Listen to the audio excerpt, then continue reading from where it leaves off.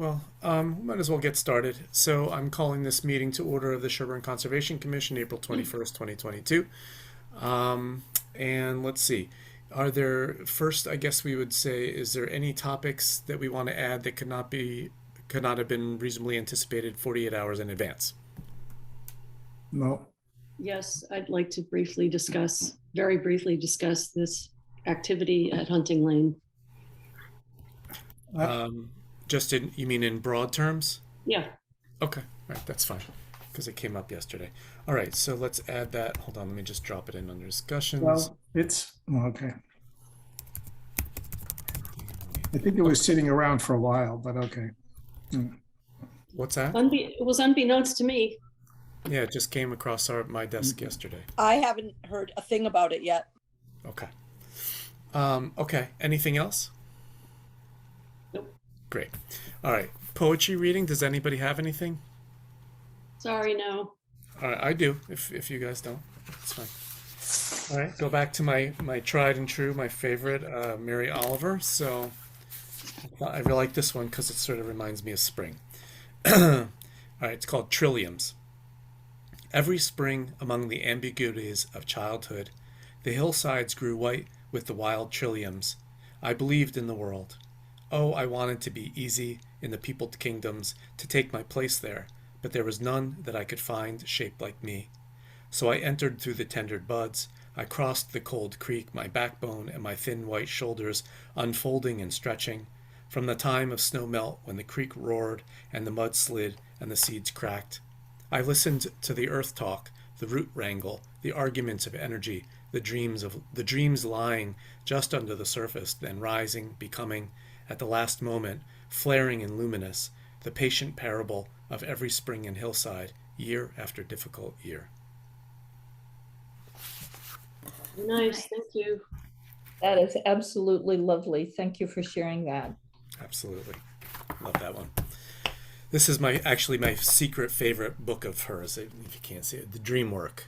There's other ones, American Primitive won the Pulitzer, and there's other ones, but that's the first one of hers I ever read, and I've got a copy that's got, don't report me to the EPA or whoever, Endangered Species Act, but I've got one that's full of bald eagle feathers and all sorts of other things from Alaska, because that was the first place I ever read it, and it's near and dear to my heart, so. All right, let's jump in. We've got Rolf Briggs, tree specialists. Do we? I don't see him yet. I would like to, one of the things that I would like us to do in the first time that we have discussion time, I hope that Rolf will be here any second, but is the COC request for 56 Greenwood. 56 Greenwood, because we have both the property owner and Joyce on for that, and it's not assigned a time. So Do you think you need to, Anna, do you think you need to text Rolf Briggs? I will. Then I guess I won't present on 56 Greenwood. Well, you don't want to start that if he's supposed to be speaking now. Okay. Oh, wait, he's coming on right now. Here he comes. I just admitted him. Anna, did you hear that? He's coming on. And there's Courtney.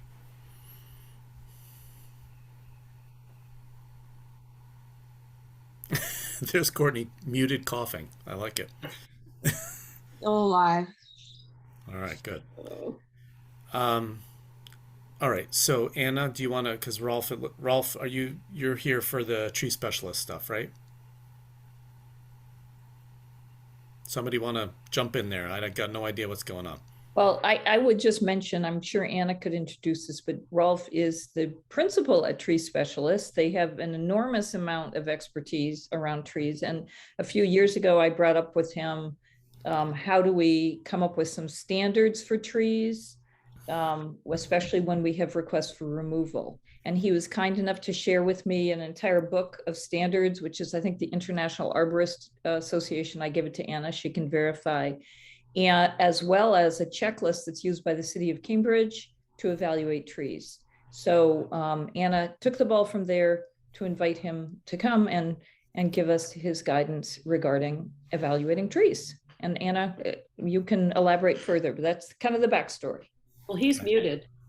So I know that Rolf is one of the main things he's going to talk about is pests, and another thing hoping to get to of different ways to evaluate tree health and mortality or potential mortality.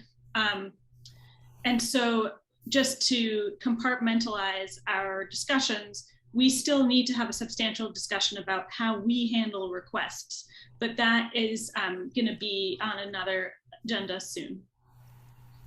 So Rolf, thanks so much for coming. And for those of you who don't know, he has also added a field component to my learning, and we've gone out once and we're going to go out again. Good Thanks, evening. Rolf. Well, I look forward to helping you out. I did help the past tree warden, Carl, years ago when he had questions, and we went out together in the 80s and early 90s to evaluate trees together. So glad to be part of your team again, and always willing to help you out. You guys are, I'm right on the Sherborn border. I lived in Sherborn for a year, so I feel like I owe the town for a great year of being a resident. So anytime you need me, either I'll fill in if I'm around, or one of my colleagues certainly can. So we're here and happy to help you out. I did leave some packets in the Dropbox to be distributed of some of the more common diseases and insects that we're dealing with now in Sherborn. And it seems to be almost every year or two that we have a new introduction to challenge ourselves with things that are coming faster and faster with the climate change. The most recent happens to be the emerald ash borer. On the few remaining ash trees that are in Sherborn will be dying from this new bug that has come from the Midwest and finally reached our region and has just ripped right through Sherborn in the past year. We've gotten numerous calls from residents all over town and found large quantities of borer right in town on the ash trees. So that's one of the handouts that you have received, and it's very easy to identify when you look at the stems of the trees. There is portions of bark that have been removed that make it very easy to identify where the borer is coming out of the tree and the birds are going into the bark area trying to have lunch eating the borer. So we will lose, unfortunately, the remaining ash trees that are in Sherborn, which is not a primary species for the town, but it's certainly another one that you will be getting calls from people about. All of a sudden their ash tree suddenly died very quickly, and that would be the pest that would be causing that as a new introduction to the community. The biggest town-wide concern is the winter moth caterpillars that we had for 5 to 7 years that went through the town, that attacked maples as a first choice, and then also attacked the oaks. And then when we were using Sherborn as a release site for the parasitic fly that has now been released in 45 sites throughout New England and has been a huge biological success story to wipe out the threat of the winter moth caterpillar from stressing our trees. But right on the heels of that winter moth success, we had a gypsy moth attack that came for 3 years to Sherborn, and you have a very high concentration of white oak and red oak, and those trees were stressed from drought, they were stressed from gypsy moth, and then the stress from the winter moth prior to that caused an enormous number of oaks to die all over town. So the town is scrambling now to cut down those trees before they fall into traffic and take wires down. So that is something that we have seen the tree warden and the municipal budget get drained on trying to take all these dead oak trees that are all over town down. And by the way, they changed the name of gypsy moth in the last 2 months to squishy moth is the new name of the caterpillar, because they don't want to use the word gypsy anymore. So we're getting politically correct with a name that's been around for over 100 years. So when we reference in the future, it will be squishy moth, not gypsy moth. We also have a new bug in the last 5 years on magnolias that you'll be getting called about. That is a scale that is now covering magnolias, which we never had before because it was too cold up here. And now with the warmer winters of 60 and 70-degree winters, we're seeing an explosion of this scale on magnolias. And that will also be killing the magnolias. So that's one of the other handouts. Another really wonderful tree that we have in Sherborn is the Canadian hemlock. And that unfortunately is not a plant that enjoys 90-degree summers. And because in Canada, that's not what they're getting. So with the higher temperatures and the extended droughts that we've been getting on hemlocks has been putting a huge stress on them. And then for 30 years, we had the hemlock adelgid. And it was great that we were too far north for the adelgid to really have a major threat on our hemlocks. From Connecticut south, all the hemlocks were considered to be wiped out by the adelgid, and we were above that. So that was very good. But then we got a scale that came here 5 years ago, and that's now covering the hemlocks. And between the drought, the heat, and the scale, the hemlocks are now dying. So those are some of the more, and then the eastern white pine trees, that is another, it's a state tree for Maine. It's a very common tree in Sherborn. That is now getting a needle cast disease. It's changing the colors of the needles, causing in some cases full defoliation by midsummer. And that is because they feel that we're seeing, one of the major reasons is because we're seeing 60 and 70-degree temperatures in February that are causing the white pines to be confused and not understanding why the winters are so warm and causing the trees to have challenges. So there's lots and lots of issues that we're seeing on trees throughout Sherborn, and those are some of the more prevalent concerns. So anybody have any questions on any of those things I've gone over so far?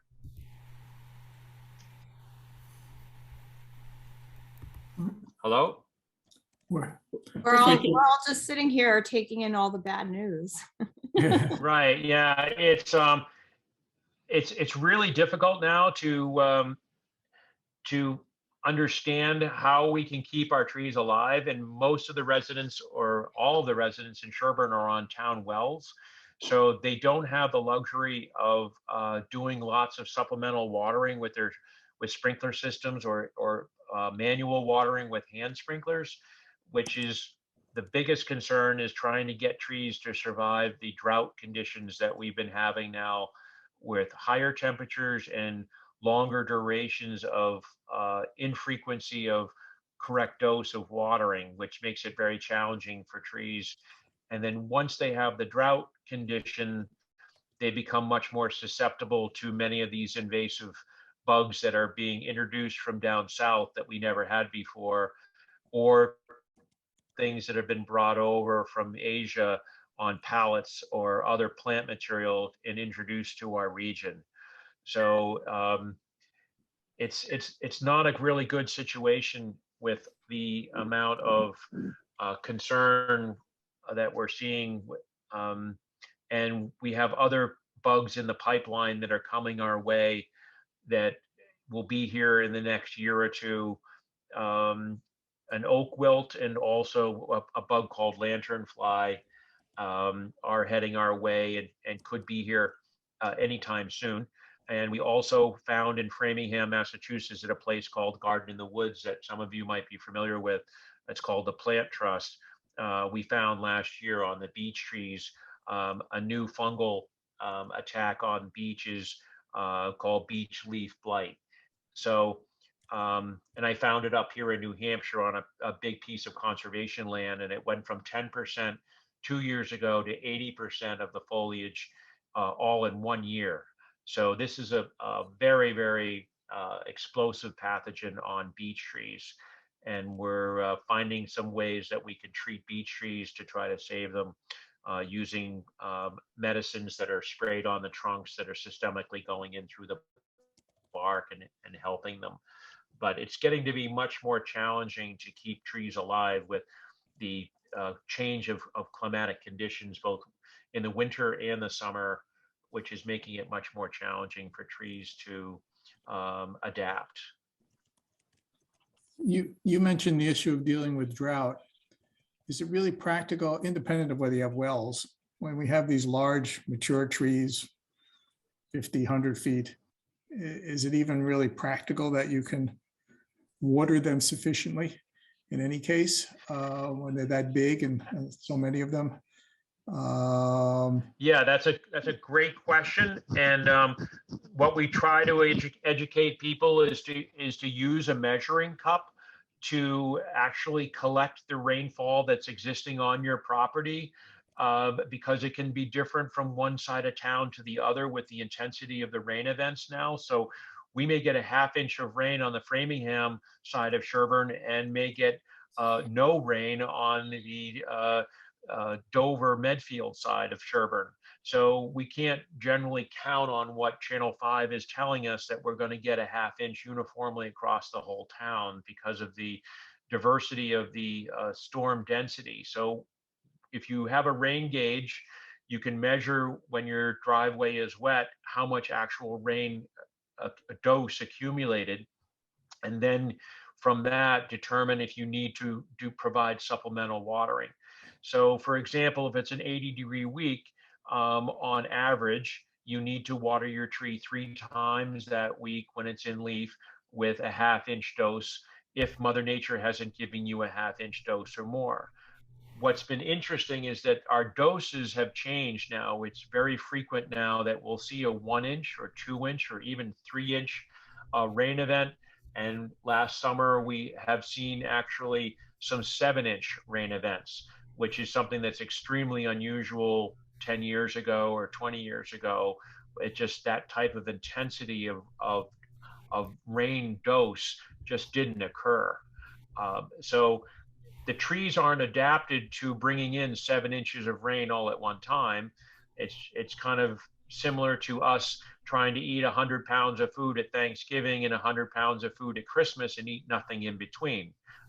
It's just our bodies and our trees are not adapted to these high doses. So we have to supply this ½ inch dose, if our wells can take it, on the frequency that matches the amount of temperatures, which is the amount of evaporation the tree is losing the moisture that it has in its system. So, but if you were doing a So supplemental hopefully that ½ helps inch, you. well, no, I'm just thinking that literally you're watering a ½ inch around an area around the tree that's equal to its crown. That kind of level of, I mean, That's a great question, Try to be and that's what practical many about people it. ask. yeah. Well, the crown is only 33% of the tree's absorptive system. 66% of the water uptake of the tree has determined by the Morton Arboretum. Dr. Gary Watson did this great study on how to water trees properly, and he's the one that determined in 1991 that we were watering improperly. We were watering underneath the canopy or the drip edge of the tree, and that was only 33% of the water uptake of the tree. So we need to focus beyond just the canopy of the tree's drip edge, because that is where the majority of the water uptake occurs. So many of the sprinkler systems and mulching practices and watering practices in the past have been in the wrong place. Oh. Rolf, should we be advising more homeowners to mulch? I mean, are there practices like that that can help people? Yes. Please, they should never haul their leaves away to the dump or just have the landscapers take them away. It would be great to mow them and shred them into a leaf mulch and recycle them on property and get rid of the grass that is not healthy by having much larger mulch areas, and just keep the grass areas where it gets enough sun to be real healthy grass, and not have grass that is weak that are near trees with the leaves being raked up and or blown into the woods. That's a practice that we really have to focus on in the future, as something that is a bygone era. We can't afford to blow the leaves into the woods or haul them away. The leaves are providing a remarkably valuable resource of a blanket for the summer and winter, both cooling the roots and soil, and allowing the moisture to be slowly released. And in the winter, it warms the roots and allows for lots of root activity all winter long when it's 34 degrees and above. We can have lots of root growth with 2 feet of snow if the soil temperature is 34 degrees. If you have 2 or 3 inches of leaves, it will allow the roots to grow all winter long. So it's very important to try to get people to know that to leave the leaves on their property whenever possible and recycle them instead of hauling them away. Rolf, I love that advice, because every summer, certain days of the week, I hear my neighbors buzzing of their, leaf blowers, and it would be nice for people to understand, just leave the leaves because it's healthier and you don't have to add the pollution or the noise pollution as well. So I think that's great advice to hear. I have a Yeah, the question. leaves are actually the fertilizer for the trees. And when we remove the leaf and just leave this herb, 2 things happen. The tree is not nurturing itself with the decomposing leaves that allow the tree to fertilize themselves. And also underneath turf, we have 70 to 90% less less roots growing underneath the grass. So there is no forest anywhere in the world that gets mowed 21 times a year that has trees thriving. So the more we encourage our residents to keep the leaves wherever possible and allow them to nurture the tree, the better off everybody's properties will be. And it'll be much more cost effective and much less noise and pollution with these blowers. Even when they transition to the electric blowers, it is just absolutely not necessary to blow all the leaves into the woods. I get so upset when I see properties with 2 feet of leaves on the forest edge because they took all the leaves from a 2-acre property and blew it into the woods, and they smothered the root system of the existing canopy with huge amounts of leaves that the tree doesn't want to have that many leaves dumped on its root system. Jean, did you have your hand up? Yeah, Ralph, I'm sure that Anna has filled you in on our situation with people more now than ever requesting permission to take trees down within either a wetland or the buffer zone. And I'm wondering what, she's not an arborist, and it would take probably a ton of training for her to get close to that, but what guidance are you giving her for her to be able to identify trees that are actually risky, hazardous? That's another great question. So we have 2 things with trees. We have we don't use the word hazard anymore in our industry. We use the level, it's called level of risk, because every tree has a certain level of hazard that it poses just by being a big tree. So they have, in the last decade, told us not to ever use the word hazard in communication, in writing, or in evaluating a tree. It's all the level of risk. And they have developed a national standard, and they have developed a training nationally that's called TRACS, Tree Risk Assessment. And it's a wonderful 2.5-day workshop that is offered frequently all over the country. and is so popular now that it is sold out within hours of the announcement of these. And it's hosted by tree wardens, landscape architects, planners, arborists. Everybody is signing up to take this course to be able to use the national standard for a form that comes with it that allows you to evaluate the level of risk of that tree. And then you use that risk assessment form to determine if the tree qualifies to be removed. And it has become the #1 tool, for example, the city of Cambridge for the last several years. Every tree over 6-inch diameter, we have to photograph and we have to fill out the tree risk assessment form to apply for permission to take a tree down. And if we do not perform that task and get permission, the fines for taking that tree down is very high. So you could pay thousands and thousands of dollars if a neighbor called and you took a tree down in Cambridge without getting prior approval using the form. And it's now changed dramatically on the number of trees that are being taken down in Cambridge. And many other communities are adopting that same program. Yes, but so Anna has to make these decisions without that training.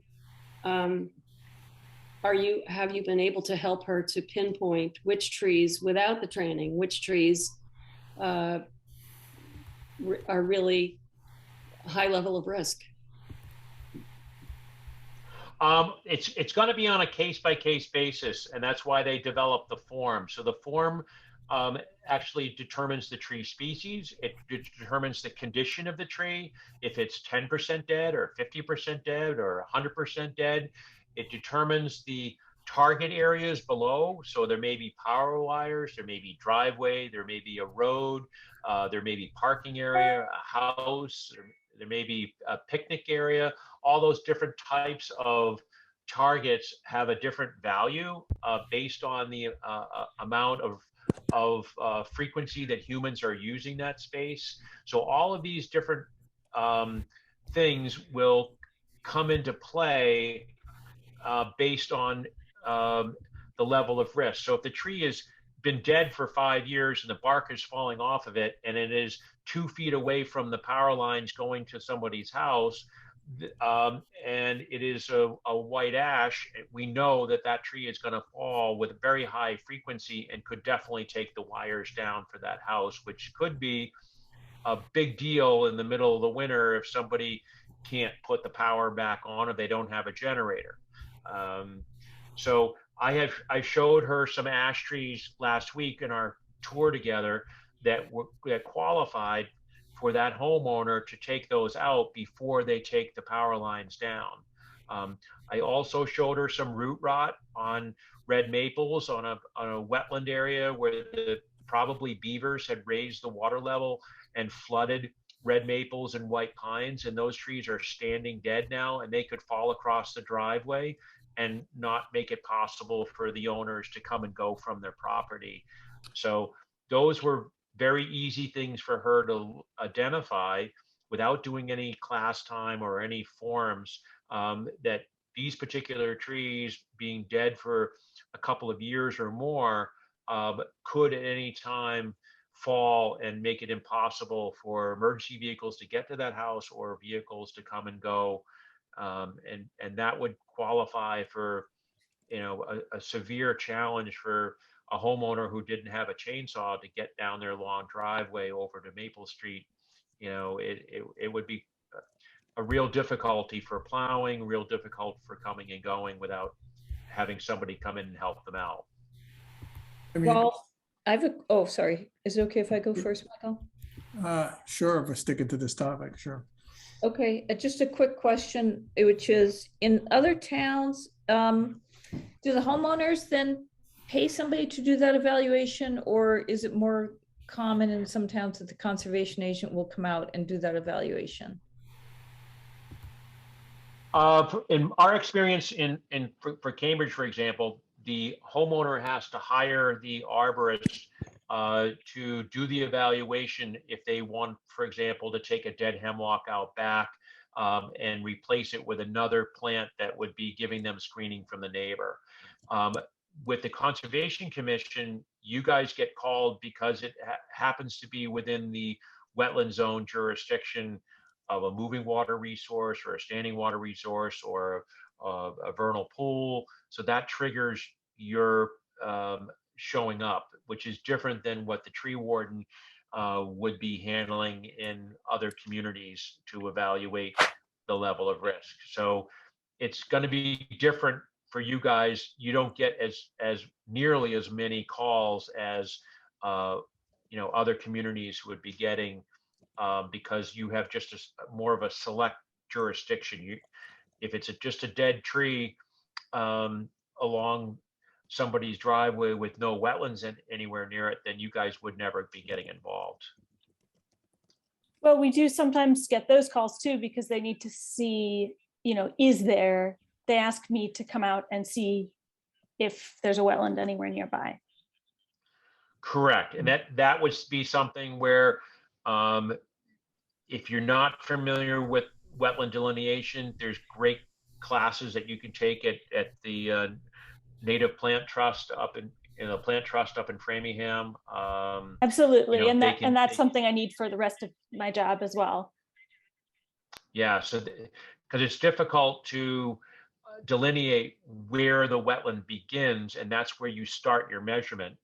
And we also use a rangefinder tool, which is something that that you can use that will help you out a lot. I didn't get a chance to show that to you, but I will next time we take a walk, so that you can stand on the edge of the wetland and take measurements with it without having to use a tape measure or a wheel, because that can get very difficult in wet areas or areas where you've got a lot of ground plane plants to climb over everything by yourself with a tape measure.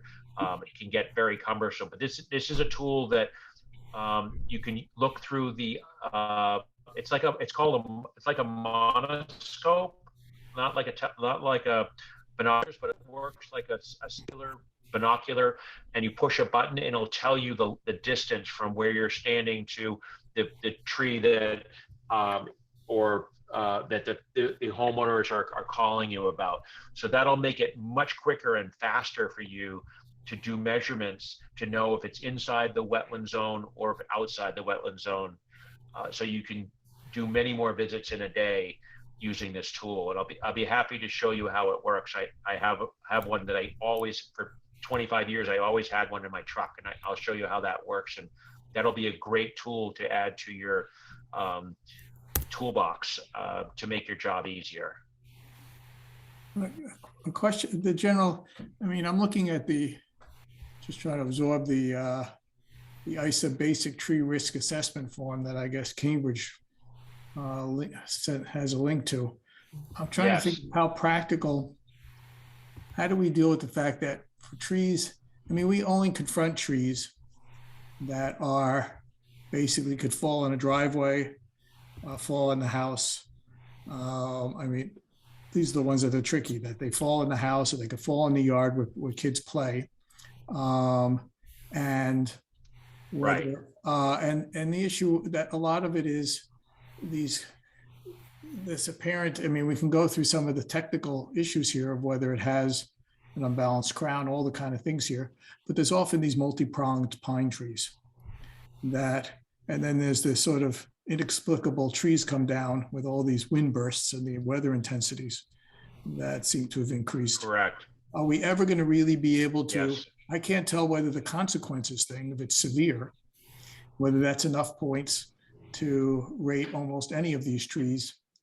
It'd be interesting to see it get a filled out application or go over one of them at some point, just to walk through it to see whether just having severe consequences of a falling or significant, is that most of the way there to a tree that could be cut, because you get people who are saying, and then I don't know, and then I'm just curious whether just severe consequences is significant gets close enough, and especially with the multi-pronged pines that are hard to deal with. And then the other thing I'll ask you is, what if the people are having to bring people in, what's an approximate cost that people might face to do this checklist assessment for a tree? Obviously, it would make a difference whether it's 2 trees or 10 trees. Or Right. whether you give a range for that.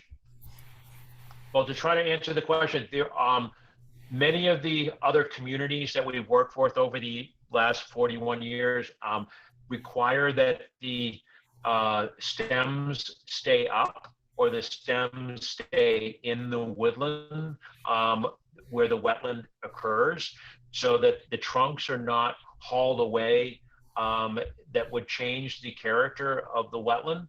So that's something that you may adopt down the road, that Right. yes, you can take the hazardous high risk top away that is obviously going to fall through the wires or land on the house, but we would definitely, once the level of risk has been reduced to an acceptable level, then the remaining portion of the tree body parts can be left in the wetland for the salamanders, or the trunk can stay up to be used by different birds for feeding or used for habitat, and not Right. everything has to be taken away. So I'm hoping that would be something that can be considered down the road as a Oh, yeah, general we're definitely doing that. And then, It's- great. That's some towns don't do that, like Natick and Framingham. They'll like take the whole tree. And I'm arguing with the conservation people saying, can you please leave the trunk sections either standing or laying on the ground so that the native habitat can use that and recycle it and make it part of the active environment, instead of sterilizing that wetland by hauling all that away.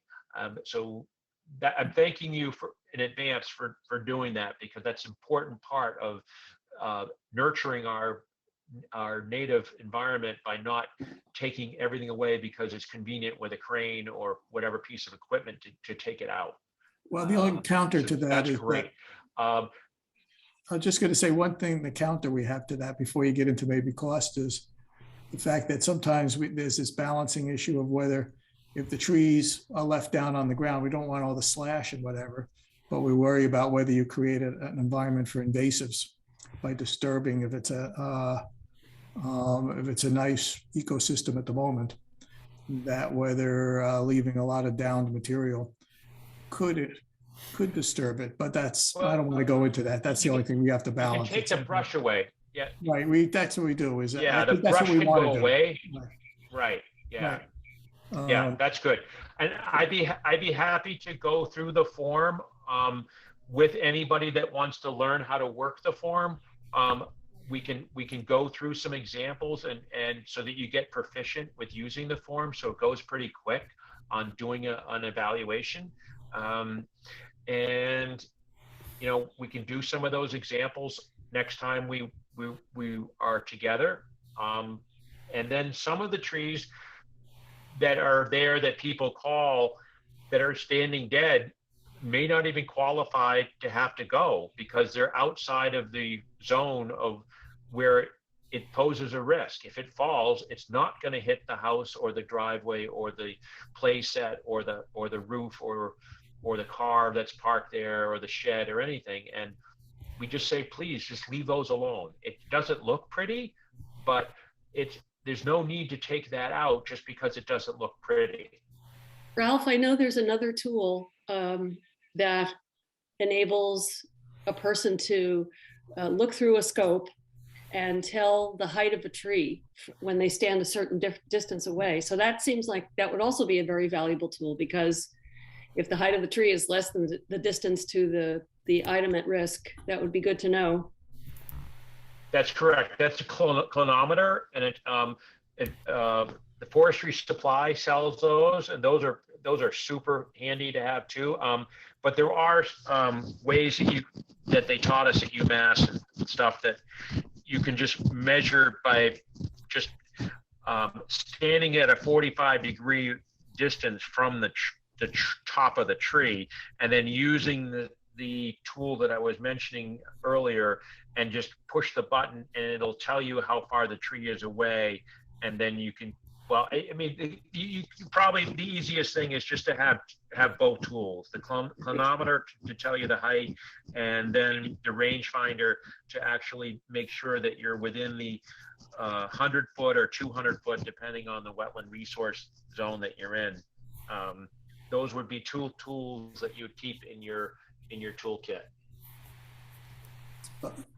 I guess I don't know whether it's not appropriate to ask you about cost issues. If we weren't going to get involved in us Yeah, doing it. it's roughly $150 an hour for consultant arborists to come out and do a site visit just to somebody's property and figure out the level of risk to people's property based on, doing an appropriate evaluation. And That's the industry standard. But you could do quite a number of trees in that. I mean, I'm just curious then about how much Yeah, you can time do it it. takes You for a can tree. do a couple. Yeah, it doesn't take very long. You can do a couple of trees in that time. Fill out the form and give it to people. It doesn't have to be typed up on a computer. You can do it in the field with a clipboard. It goes very fast.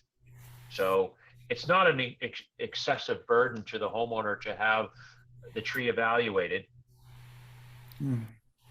Okay, that's an important issue in terms of what we do it, and it'll be interesting to see how this form gets filled out for cases where trees are right by a road to see Right. because maybe we could work backwards for the fact that once you have consequences that are severe, what few parameters you need to look at before it already has a high enough risk. Well, you also should look at taking advantage of what you get for Eversource. They have their own arborist. Bill is a great guy to work with. He's a regional Eversource. Well, actually, he left residential now. He's doing transmission.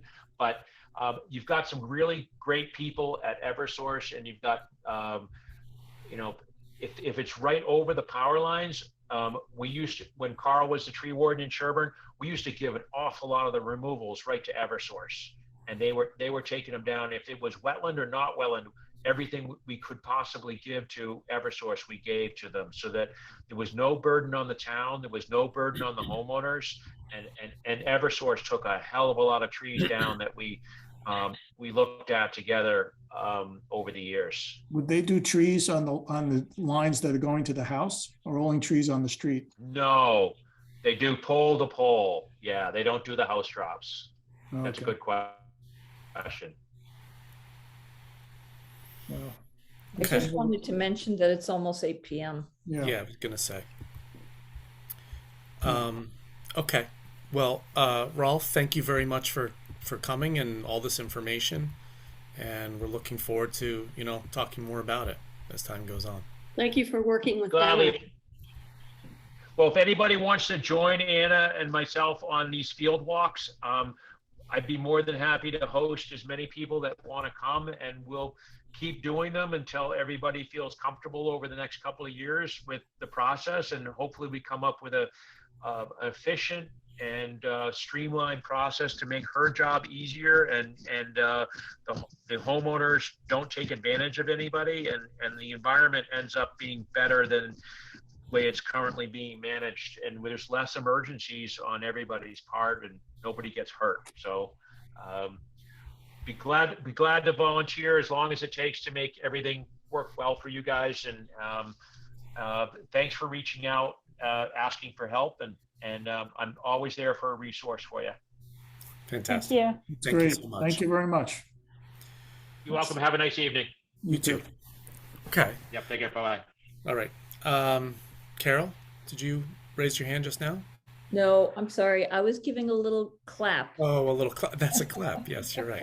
Okay. Thank Thank you. Paul for his advice. Absolutely. Okay. Let's see. The next thing on our agenda is, gotta find my agenda, is the Article 32 Citizens Petition to amend ZBL Section 4.5, the Open Space Subdivision Bylaw.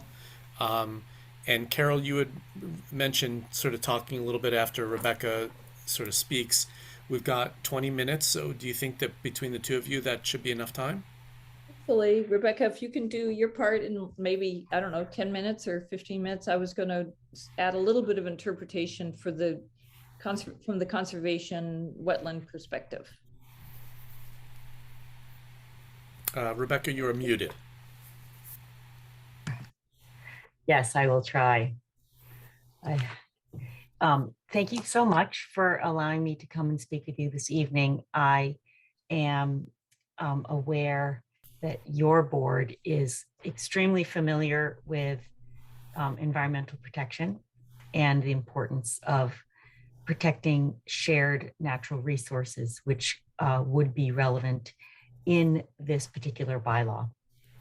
So I will be able to sort of zoom through some of this talk, and then we can talk a little bit about how and why I'm here tonight.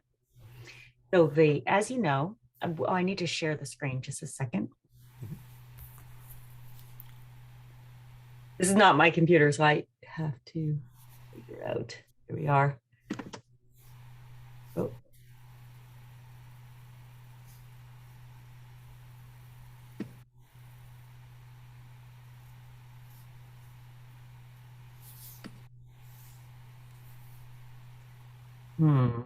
If it's the Word documents you sent me, I have them pulled up and could share. Yeah, I have. I have a little more than that. Let me figure out what I am doing wrong. I mean, if you would like to put the Word document up until I find those, here we are. Okay, great. Sorry about that. I'm gonna have to do it a different way. Ooh.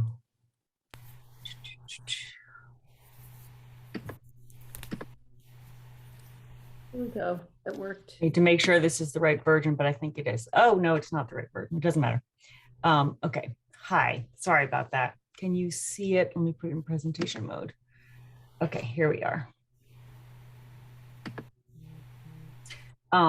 So I'm here to discuss the citizens petition to amend the zoning bylaw, section 4.5, the open space subdivision bylaw. And I am representing the proponent and 22 signature signers. So the overview of the intent of the changes, this is going to be a problem, but was to protect shared drinking water, which would be the case in a cluster zone, and to try to improve the protections which exist already in the planning board regulations and in the Board of Health regulations to protect our shared natural resources. In the case of this bylaw, we had original wording, which was which we reviewed with actually 3 different attorneys, and after presenting it as the citizens petition, we were advised to make 2 amendments on the floor, which is what I'm going to go over with you this evening, and which will, I think, be a little bit more efficient, but also, most importantly, to clarify the wording, because unfortunately, the original bylaw as written, the amendments to the bylaw as written are apparently led to some confusion. And in the warrant that was mailed out to the town, for example, it's actually not accurate, because we never intended to require this to be public water supply, because by definition, it's sort of nonsensical. In contrast, we were trying to address the subset of the town, which would be represented below the threshold for a public water supply, and however, above the standard regulations which apply to a single house or dwelling on a single lot. And the intent was to reinforce what the board, all of our regulations already do, which is to be compliant and consistent with state law. And it's also true that these are standard procedures and goals in other towns, but when it's regulated by the Department of Environmental Protection, And, you know, most of the towns that have public water supply for 100% of their homes, they have water commissioners and other sets of people involved in this process. And it's a standard procedure to be consistent with all these laws. In Sherborn, it's under the jurisdiction of the Board of Health. And we definitely have regulations whose intent are to be consistent with these laws. But there are some subtle changes, which I think might be able to enhance the strength and effectiveness of the bylaw, and allow us to be consistent with a couple new changes at the state level, one of which you might be familiar as the Conservation Commission, which is the recently enacted Massachusetts Environmental Policy Act, which is 301 CMR 11, which was just put into effect in January 2022. At the state level, these regulations apply to large projects. But in Sherborn, as you know, we have a very fragile ecosystem, and we have a unique situation where our drinking water and our septic systems are in proximity and in a cluster zone development. There will be new situations that we haven't encountered previously, which are mostly having to do with increased demands and output. And these obviously will be incorporated into the design of each project. But it was felt that there was a possibility, but by a couple subtle changes, we might be able to give support to the Board of Health in their enforcement of regulations and local and state and federal laws. But also it might be of interest to the Conservation Commission because, as you know, you're specifically interested in, well, there are a lot of things that you do. I don't need to tell you what you do, but it would be, there's a lot of overlap here between what the Board of Health and the Conservation Commission is interested in enforcing and protecting.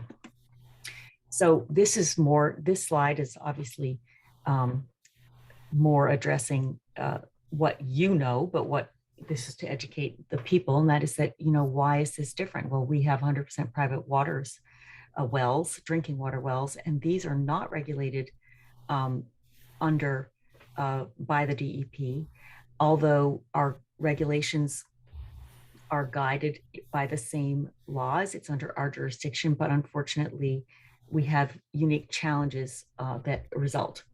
And the good news is that the Board of Health regulations are going to be, or I should say, updated in order to address this. So there should be some slight changes that will be able to specifically apply to the issues which we will be facing in the future as we increase the population and as global warming threatens our aquifers and our natural resources are very fragile. So I thought that it would be good to anticipate concerns, try to facilitate the creation of safe and effective plans, obviate risks, protect public health, and hopefully also decrease liability risks for the town as a whole. So again, this is a little bit redundant, but it's basically saying the same thing. So in the wording of the original warrant, I referred to the regulations as protections, and one of the first amendment, which we're going to do, we're calling them friendly amendments, are that our Board of Health regulations will be outlining the protections that exist to try to protect our shared private drinking wells and our natural resources. As you know, as well as we do, on the benefit of environmental impact assessment and reporting is that we can prevent unintended consequences. And unfortunately, we did have a case, and this is a lot of the reason I'm here tonight is based on the fact that in 2017, we did have a case where a a project involving multiple houses was put into a place where a few years prior to that, the homeowner who wanted to carve off one lot was told that it was too wet. But in 2015, the regulations were changed, our percolate rate was doubled, and a couple years later, 5 homes were built.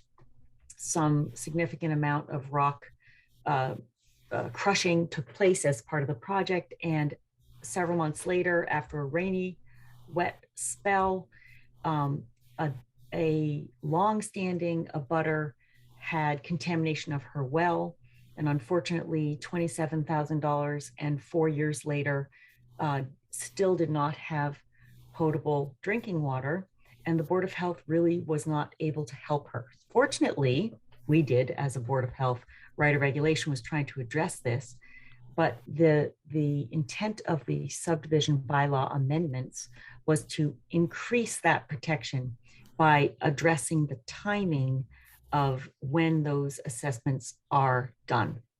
I thought that the Conservation Commission might be interested because you're very familiar with some of these issues. And because in that particular case, the material was buried under sod, you know, it's possible that every time it rains, more of that material is seeping into the overburden, and who knows what our long-term risks are. But it's something that I think that is relevant for all of us. And it's possible if we learn from the past, we can work together to enhance our current regulations so that we will be able to have what some refer to as smart development and not have unintended consequences. That certainly would benefit every resident in town. So this is what I believe one of your board members had this and was offering to put it up on the screen. This is what we are calling our friendly amendments, which unfortunately we need to make these on the floor. And if we're allowed that opportunity, this would be what the town will vote on at the town meeting, and or if we're lucky, you know, perhaps our boards will work together to implement these changes in the near future, even without a successful town meeting vote. So I just broke it up into 2 slides because it's easier to read. But basically, we didn't eliminate any of the wording of the existing planning board open space subdivision bylaw. We just added a statement at the end. And this one, the first one is to add the statement which basically says, subdivisions with more than 1 residential unit, which are below the Massachusetts Public Water Supply threshold, which is abbreviated PWS in most of those regulations, will be required to develop protections defined in the Board of Health regulations for a subdivision in order to meet safe drinking water standards, the Safe Drinking Water Act of 1974. The second amendment was to add this statement at the end, and this is must submit an EHIR or an EIR, and these are referred to in different manners. I believe you have different requirements in your environmental assessment procedure, but this would be moved to the app to be together with the application for a subdivision, rather than waiting until after the contractor has put time and money into plans. I think that as a member of the Board of Health, it's a difficult, frustrating experience for contractors and builders. They put time and energy into making a plan, and then we say, oh, sorry, you can't do that. It won't meet our regulations, and it just slows progress. It increases costs. It leads to conflict. And, you know, I think that it may end up being in the interest of everyone involved if this information is obtained up front. So this particular one is not actually adding a new requirement. It's simply moving the requirement to be at the time of permitting rather than after a final plan is completed. And I learned recently that there is a requirement. I thought it was just the Board of Health that had an environmental health impact report. We call it EHIR on the Board of Health, but apparently the planning board regulations also require something similar when in a subdivision, and like the Board of Health, that those requirements take place after a plan has been submitted. And this is simply suggesting that there might be a more of a preventive benefit if the assessment is done before final plans are submitted, just to save time and money and conflict, and hopefully decrease risks, protect public health, protect the drinking water, the natural resources, and then the result would be to decrease liability for all of those involved. Rebecca, would you mind if I spend? No, I'm done. That's all. Oh, That good. was the last thing I was going to say. So this is the amendment. These are the proposed amendments to the newly adopted open space subdivision bylaw. And I hope that you will be willing to share your thoughts with me, and hopefully I'm just interested to know what you think, and if we could work together. So Neil, if I may, I actually was. Yeah, I was going to say, I mean, the next thing on the agenda is just an update on administrative assistant positions, which is, so it's not a hearing. I think it's okay to take 5 minutes to kind of delve into this a little bit. Thank you very much. And the reason I wanted to take the time to talk about this is simply that, you know, a lot of this does relate to Board of Health regulations. So the question is how does it relate to Conservation Commission? How should we be thinking about it? So first of all, I would say that, you know, I think many members of the commission were on the commission when the open space residential subdivision was established, and it was developed as the primary way to approach development, the preferential way. So I think one thing to be aware of is that passed, I think, something like 3 years ago. I think even at the time, if my memory serves me, you know, Conservation Commission certainly talked about it. We didn't ourselves update our regulations in any way, knowing that at some point we would have to, but we didn't. And so I think one of the impetus behind this was that, you know, there was one situation was a development that looked like it was going to be an open space residential subdivision, and there were, you know, concerns by abutters about potential contamination of groundwater in their wells. The other reason was that simply, you know, at some point, since this is considered the preferential way to do open space, to do development, these are going to start to come before regulatory boards.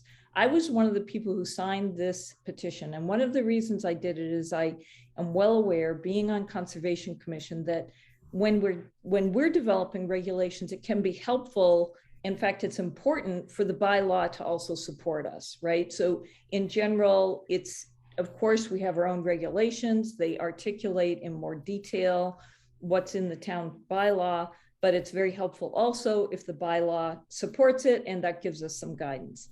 One of the big gaps that this is meant to address is the fact that we have private wells. So there is no state regulation of private wells. There's only state regulation of public wells. So the regulation of private wells falls back on the towns, and it makes it hard in some ways for boards of health to deal with.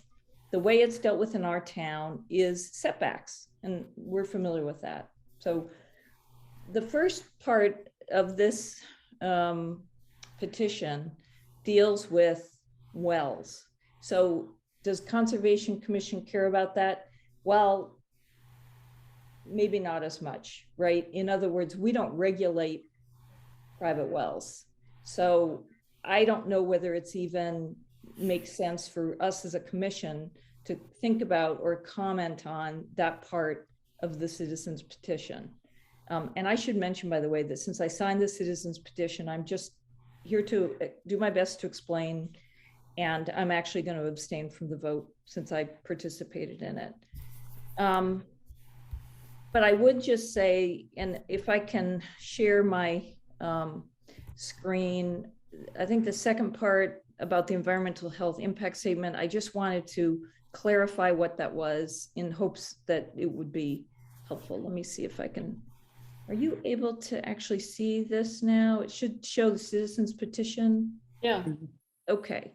So in summary, Rebecca just told you the first part of it is, it comes from this, this is in the open space residential subdivision. And it's basically saying it will require protections defined in the Board of Health regulations for a subdivision. In other words, it's instructing the Board of Health to develop these regulations. This has been what's changed since coming before Board of Health and Planning Board. There was a lot of feedback that said it's up to Board of Health to develop these regulations. This is meant to support Board of Health by being a bylaw that says we as a town, by passing this bylaw, are asking Board of Health to develop regulations to meet safe drinking water standards, the Safe Drinking Water Act of 1974, as you see fit. In other words, it isn't dictating the regulations, it's providing guidance from the town in the town bylaws to say, now it's up to Board of Health to update its regulations. The second part I think is more relevant, which is that Board of Health regulations right now do, in certain circumstances, require an environmental health impact statement. It's not exactly the same as what we require, so that's why I wanted to show you how that works. What changes here is that the environmental impact statement must be submitted with the application. There are a few other things that changes, and I did include here, by the way, and I don't know if Anna got a chance to put it in the Dropbox, that these, I'm going to just quickly scan through, since you may not be familiar, that, right now wells are protected by distances, right? That's pretty much it in Sherborn. Imagine a situation, so I'm just pausing and going back to wells for a second, but imagine a situation with cluster development with a cluster development of 5 houses. There's 5 septic systems that are in one particular area. Nitrite loading is coming out of that. It's going into the groundwater. Would 125 distance from the private well protect the abutter or protect the wells? This is what, in essence, this bylaw is meant to address. It's helping Board of Health to strengthen their regulations, and it's instructing them to strengthen their regulations. So I'm going to go past that because it's just to show you that in the Board of Health regulations, it's all about distances and numbers of wells. This is what the current Board of Health regulations say about environmental health impact report.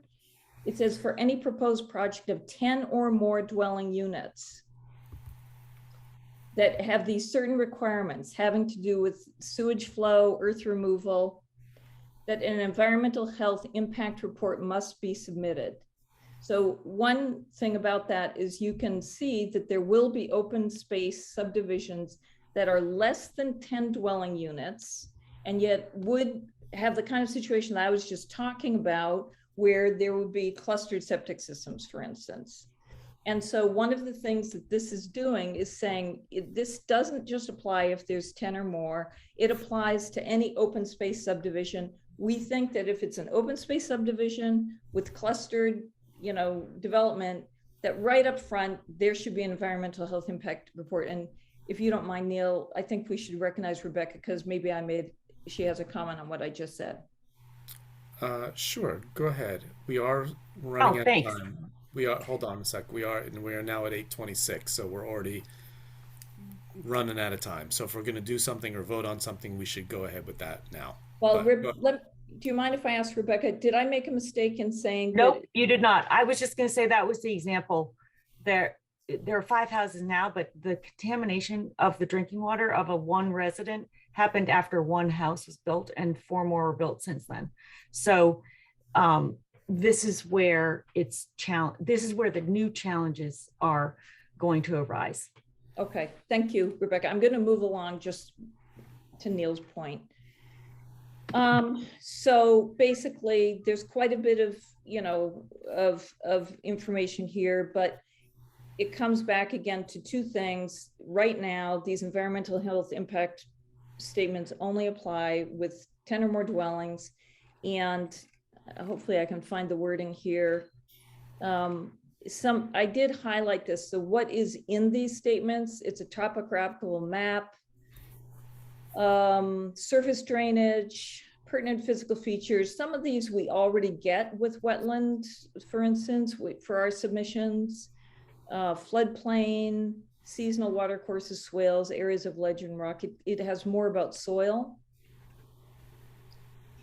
It also says sufficient data to demonstrate no deleterious individual or cumulative impacts of subsurface sewage disposal upon groundwater quality. I know when we were dealing with the fields of Sherborn, we had a lot of discussion about high volumes of output from the septic system. How could it impact the wetlands? I actually think all of this is a reminder to Conservation Commission that we need to ourselves give some more thought about this. And that's about it. So I hope that that was somewhat clarifying to people. When I first heard about an environmental health impact statement that the Board of Health has, the first thing I wanted to do was look up and see what does that mean to them? So does anybody have questions from what I just said? I tried to talk kind of fast, or for Rebecca, obviously. No, you did well. Okay. And the last comment I would make, I guess, is that there's been quite a bit of discussion to say, well, just leave it to Board of Health to make these regulations. I feel that Rebecca, on behalf of the people who signed this, has listened to that closely and has responded in this rewording. That would be one thing. The second thing I would say is that when I was listening to the advisory hearing, and there was a discussion of this idea of the environmental health impact report being submitted as part of the original application, Town Council said that was not a very good idea. She said that's a good idea. So Town Council approved of this second change right in advisory.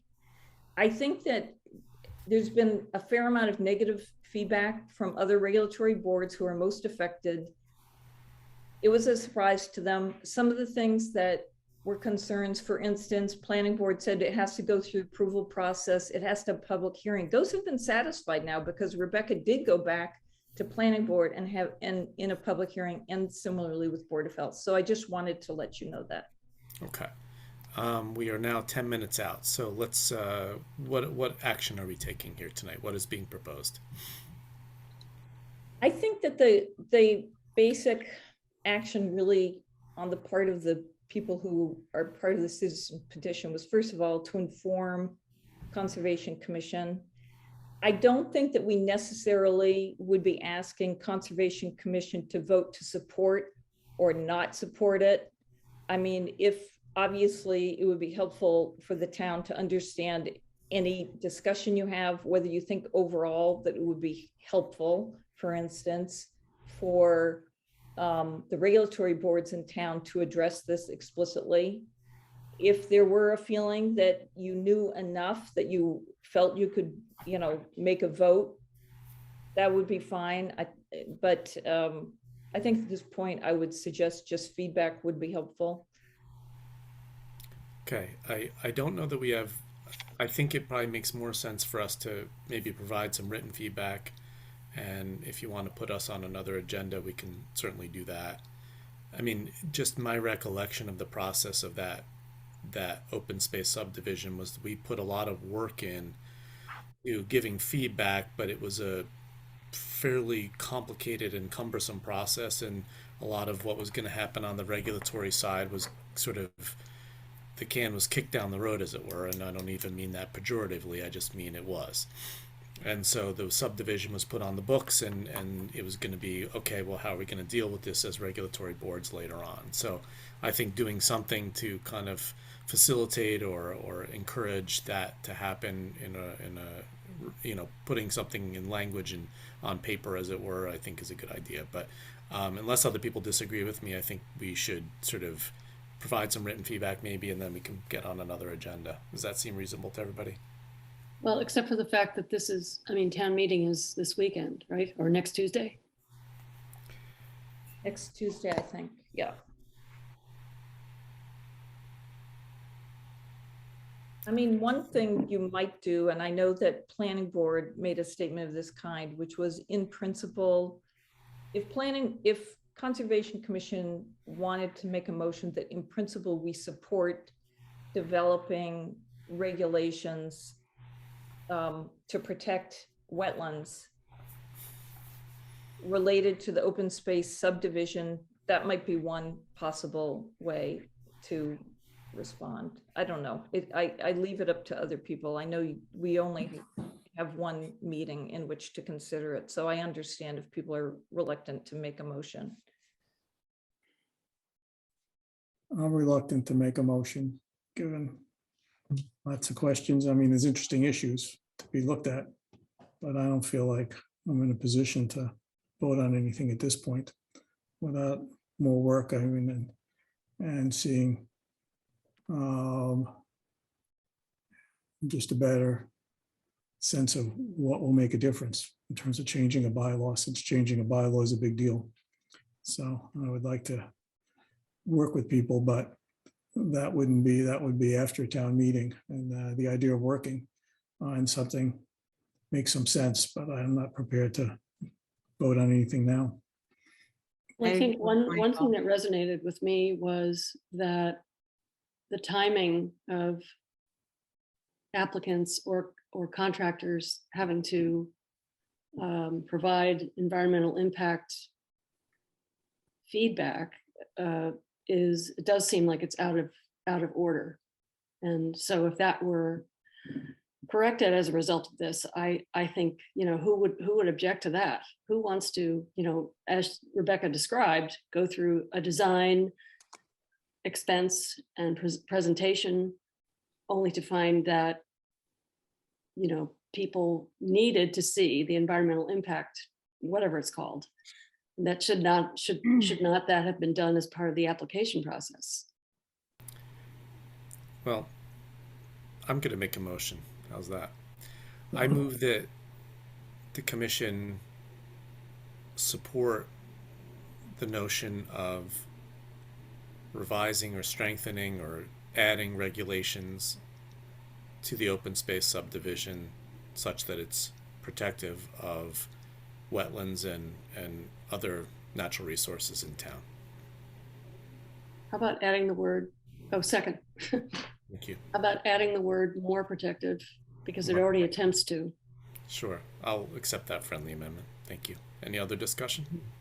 I'm not sure that amending the zoning bylaw is necessarily the way to do it. So I don't think that was. I don't know that I can support that motion. I don't think that was the wording, but I have to go back. I was just saying supporting the efforts that are going forward with adding regulations. That's what I meant. If I said the bylaw, I didn't mean that. I guess it seems too a-specific or unspecific, and that compared to, I mean, I have some concerns about some of the specific wording there, that voting for this is sort of, it's not clear how it applies to this, how it's used for this particular warrant article. It just seems to be a general statement that is maybe separate from this, but yeah, I don't think that kind of, I guess I won't vote for it. There you go. Anybody else have comments? All right. I guess I feel like we're being put on the spot for something that's just sort of generic. It's very generic, and it's. You're right. It is. And then you put it like saying voting against apple pie. I think it's. I don't want to take a position on this. Then you can abstain. It's fine. I mean, it's, Okay, all those in favor, Neil, aye. Michael, I guess I'll just abstain. Jean, Aye, Carol, she's not voting. oh, right. Courtney, I abstain. Cindy? Aye. Okay. So we have 3, 4, 2 and 3 abstentions. Okay. Well, the motion carries for what it's worth. Okay. We're happy to talk more about it in a future agenda as well as the work goes forward. So, okay. Thank you. Thank you. Thank you. All right. Have a good night. Thanks, Neil. So I know we have the admin updates, but I would suggest that we move both that and the performance standards discussion further down in the agenda in priority to prioritize the two things under the agent's report that we have people here for. Can we do that with it on the agenda like that with a time? Yep, because it says everything other than hearings can be taken out of order. Yeah, we can do that. By all means, go ahead, Anna. All right, so you have in your Dropbox, and I will pull up in just a moment, the request for a certificate of compliance for 56 Greenwood. And the letter, so the important thing I would say is the letter that I will pull up that outlines that it's in compliance with some exceptions. And so it's going to be up to the commission as to whether to say, yes, it's in compliance enough and, to vote on that tonight, or to talk to both Joyce and Mr. Parrish here about, what needs to be done. I think an important factor in the timing of this hearing is that the house is being closed on tomorrow. And so if you, the commission, can be very specific about what needs to be done, if anything needs to be done with it before a certificate of compliance, I think that would be very helpful. And so I have it here. Where did I put it? Oh, it's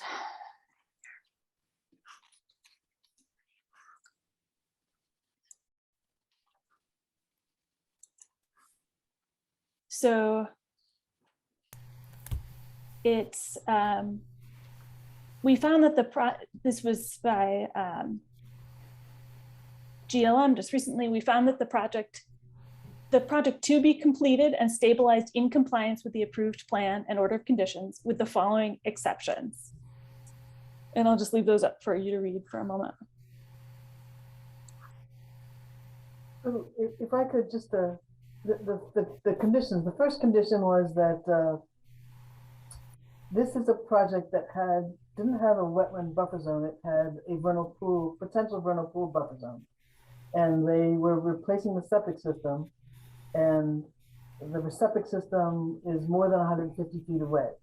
So there were some conditions associated with that. And the first one here is that it talked about, there was a hand-drawn line on the 2004 plan that showed a limit, edge of disturbance, which this project follows fairly closely. And it said that along that edge, there would be permanent markers set at 8-foot intervals along that edge.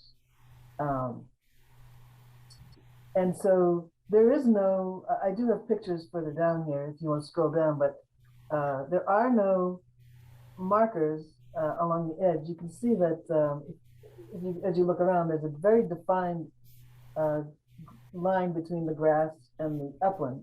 And I'm not saying that to say one way or the other. I'm just saying that there happens to be a very defined edge between the grass and the limit of wood, edge of grass and the limit of wood.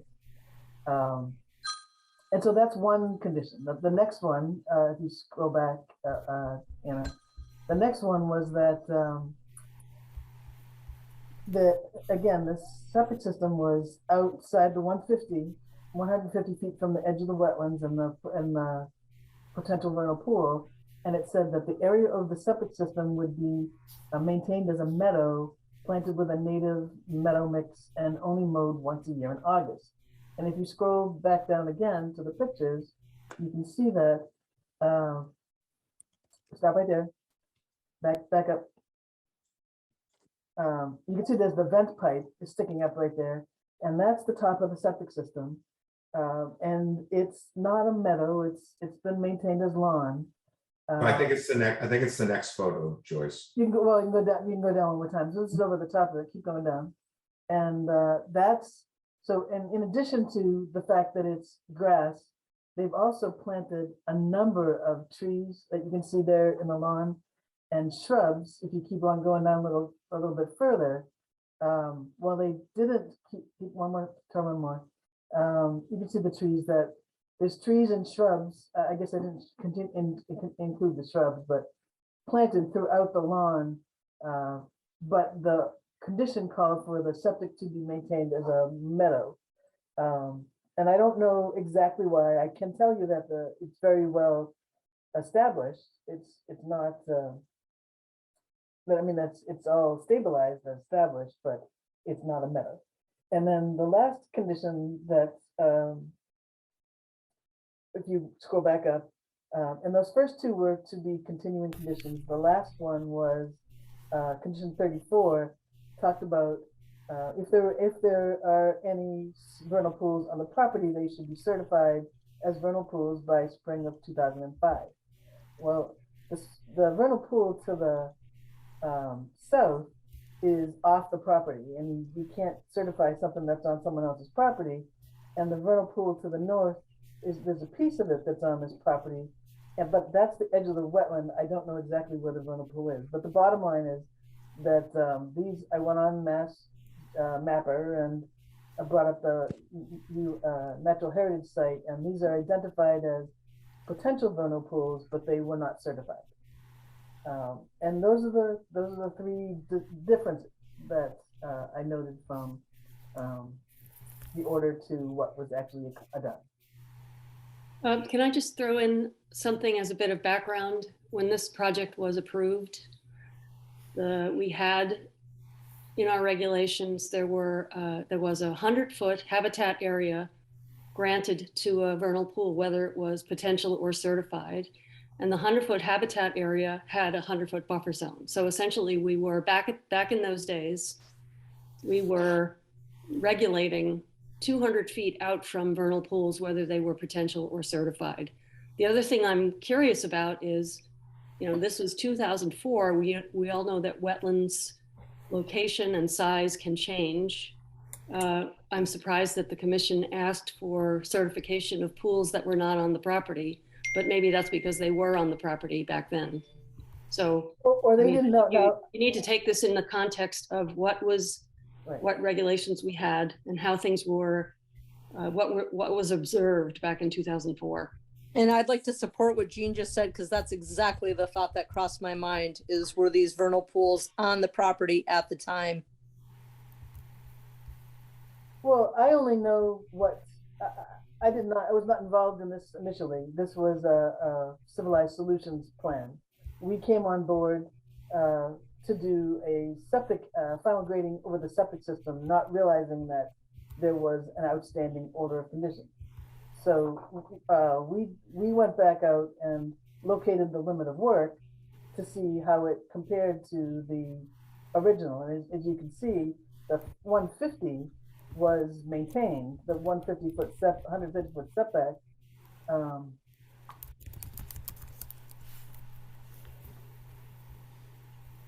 Actually, the 150-foot setback runs through the back of the septic system. So what the limit of work matches what was shown in that pencil drawing on the 2004 plan. I don't know anything. I don't know about the wetlands. I know they're there. I walked down there at the toe of the slope on both sides. I don't know if they've changed or not. I did not delineate them for a certificate of compliance. So what we did was we overlaid the original plan, as you can see from my notes, we overlaid them and showed where the jurisdictional lines and where the limit of work was on the approved plan.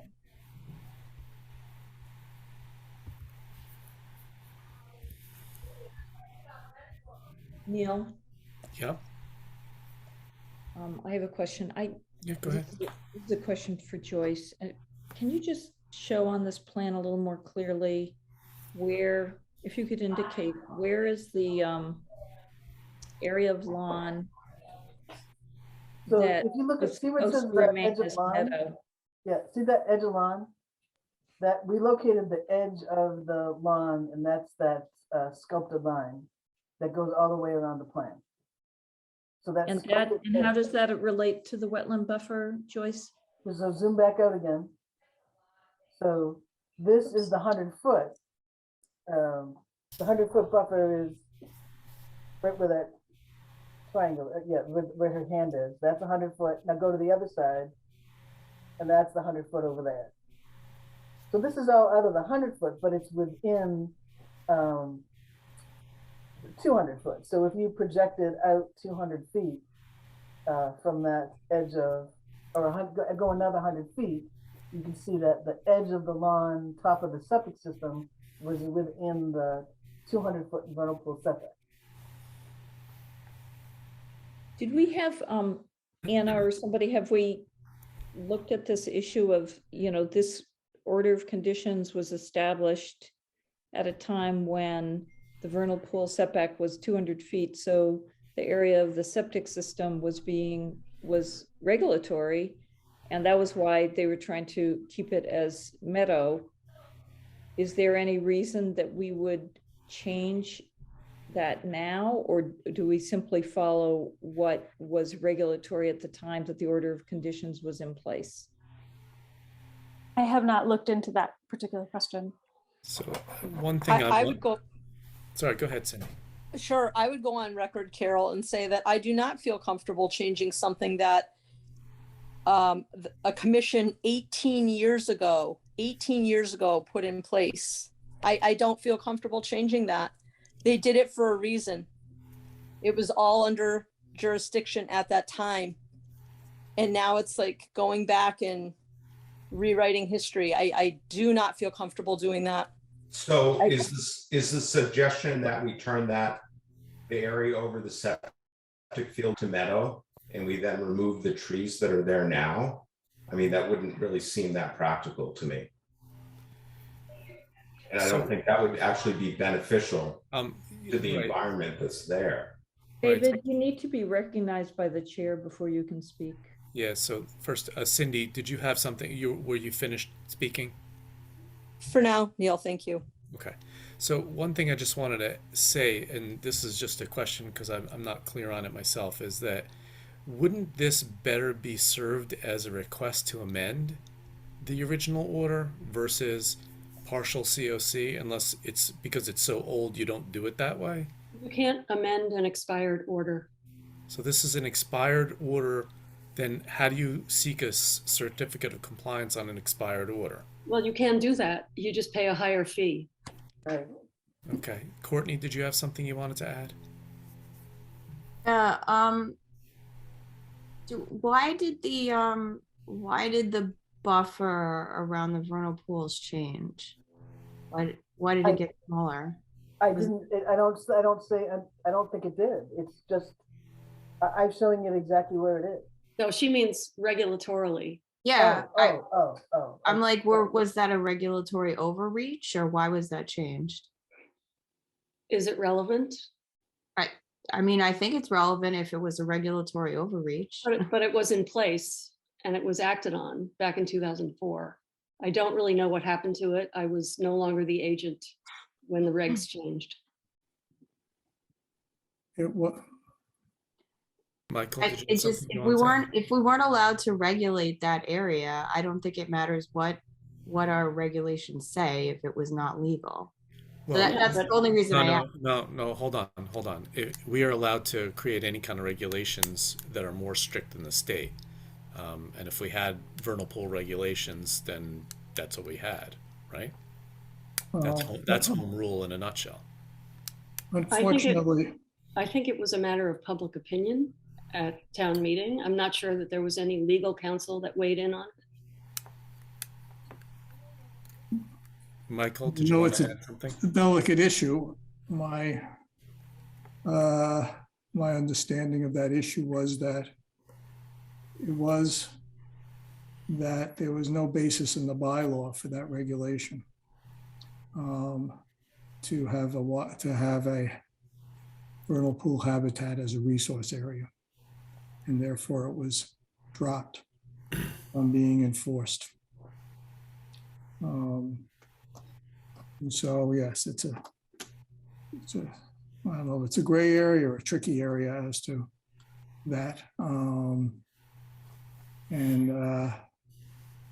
But that's, I believe it was dropped sometime after 2008. So that's like beyond the life of this order of conditions. Well, in a way, it's if you're going to base your decision on whether to issue a certificate on whether you agree with the original regulations, I mean, you're entitled to, I suppose, but I think that really, in my mind, it's a question of whether, and I'll just speak for myself, it's a question of whether or not these conditions were met. And if they weren't, and if you want to say, well, because they're no longer relevant, I guess that's one thing, but it just, I try to keep it simple for myself. Were they or weren't they met? And if they weren't met, it's 18 years later. You know, it's an expired order. The house is being closed on tomorrow. The urgency does not, I mean, that's, you know, that's a lot of urgency packed into the 18th year, which I'm, you know, and besides, what effect is it going to have on the sale, if anything, if I can ask? Well, a complete certificate of compliance would be recorded and removed from the chain of title. Therefore, future owners would not be obliged to comply with anything. But it's not going to hold up the sale, right? If It it's wouldn't not, hold up the sale, but there would still be requirements.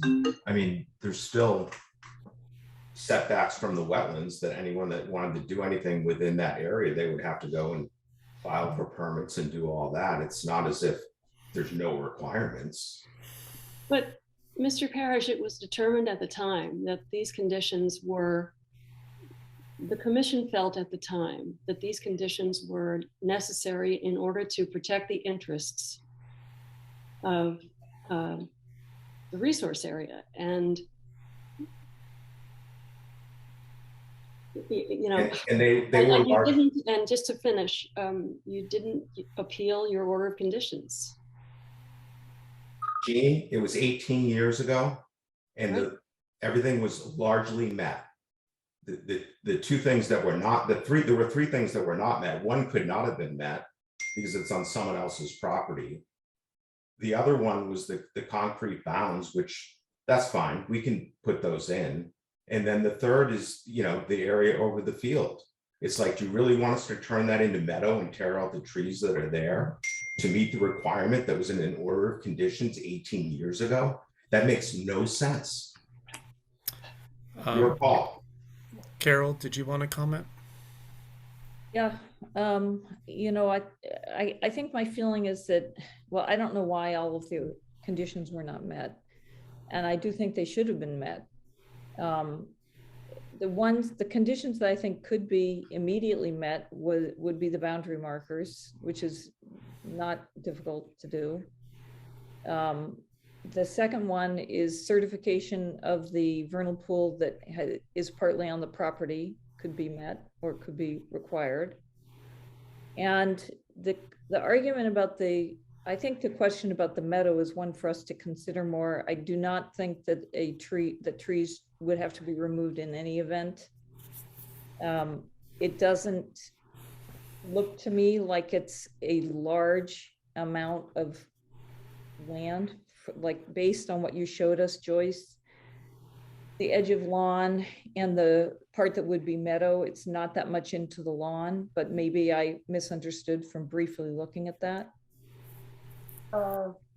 If I could share my screen. Sure. Thank you. Are you able to see the plan over here? Is my plan visible? It Yes. is. Okay, so the edge of lawn is this area right here. This is the edge of this is the septic system. So this septic system right here is what they talked about being the area over the septic system would be a meadow. This area here is what was related to the grading. So this is the area here of the septic system that would be meadow. And I guess my question is, if I realized this, the order was in 2004 and it was amended again in what 2000 and sometime after that. But if this regulation isn't in place now, the bounds I get, but they talked about bounds 8 feet on center, and you know that's a lot of bounds. I mean, you wouldn't. Maybe you would, but would you ask to have bounds 8 feet on center around a lawn that's this far outside of the 100-foot buffer zone now? And if this 200-foot jurisdiction is no longer in place, is he really in violation at this point? Regardless, I wouldn't know how to change it. I mean, do we go back and say that this order was not completed and we have to do a new order to try and change what those conditions were? I mean, setting the bounds, that can be done. That's fairly straightforward, and we can absolutely do that. Making the meadow out of the septic system, it just seems, where they planted trees and shrubs around it, it just doesn't seem. I don't know. I you know, where things have changed, I'm just wondering if, you know, if it's as important now for it to be a meadow. So let me just say one thing, Joyce, which is, while on an individual basis, I think each of the points that you're making is valid, I'm concerned about the precedent it sets, which is if a person waits long enough to comply with an order so that the regulations change or the wetland moves or anything else, then that's one way to get around compliance. And I'm uncomfortable with the concept. And like I said, I think in this case, maybe it's not that impactful, but I am worried about the precedent it does set. I just want to say that. So Cindy had her hand up, and then Michael. I would, I know we don't like to repeat so much to take up time, but I would repeat what you just said. I am very cautious of the precedent this sets. I'm not comfortable with it at all, at one iota. Okay. Thank you, Cindy. Michael? I'm curious about where on that plan, I'm trying to figure out whether there's some other mitigation that might be more appropriate today than that meadow, that might be of greater value to the. Where is that possible vernal pool even on this plan? So there's one potential vernal pool over here. Mm-hmm. And I mean, this is the edge of the wetland, and I don't know how close. And then over here, I mean, this is a larger area that's in this area here. So Joyce, the which one- is the the one on area the that's on property? I'm sorry. one more time. I'm sorry. I apologize. Which is the area that's actually on the property? So there's an edge of wetland right here, and it goes out around this way. So I don't know exactly where the edge of the vernal pool is, whether it's within the wetland or, but they set from the edge of the wetland, they set up 100 and 200 is really out in here. So this one, we don't really, if you look, this is 100 feet and this is 100 feet. We don't really hit that. We're outside that 200-foot zone. So it's this one over here that clipped the edge of where the septic system was going. Okay, and the quality of the buffer zone, the 100-foot buffer zone on this property is all unaltered? That's, yes, it's, just a minute, I'm having, Michael, Okay. I'm not sure where you're trying to go with this, but we cannot, how can we impose new mitigation on an expired order? Well, I don't know, but I'm just trying to understand what there might be. There was something there that could be done as almost like an enforcement order. They haven't done what they didn't do. I agree. I mean, I have concerns about the fact that, right, possibly what the issues are with the regulations back then. But I do agree, I'm sympathetic. Right. As Neil said, I don't like the idea that people wait long enough that there's a change. And David, I don't agree with what you said about, oh, after 18 years, why do we have to do something? It should have been done a long time ago. So that's that your tone about that one, I find inappropriate. And so I'm struggling to find something that that might make sense by today, because right, having a little bit of meadow on top of that septic field, I agree, is of some dubious value, other than it was a precedent set back then, and no longer would be done. You don't believe that any amount of meadow is better than lawn? I guess, but it's outside of our jurisdiction. what about the trees? What about the trees that they've planted? Does that not help your thought process? Are they But native according to trees?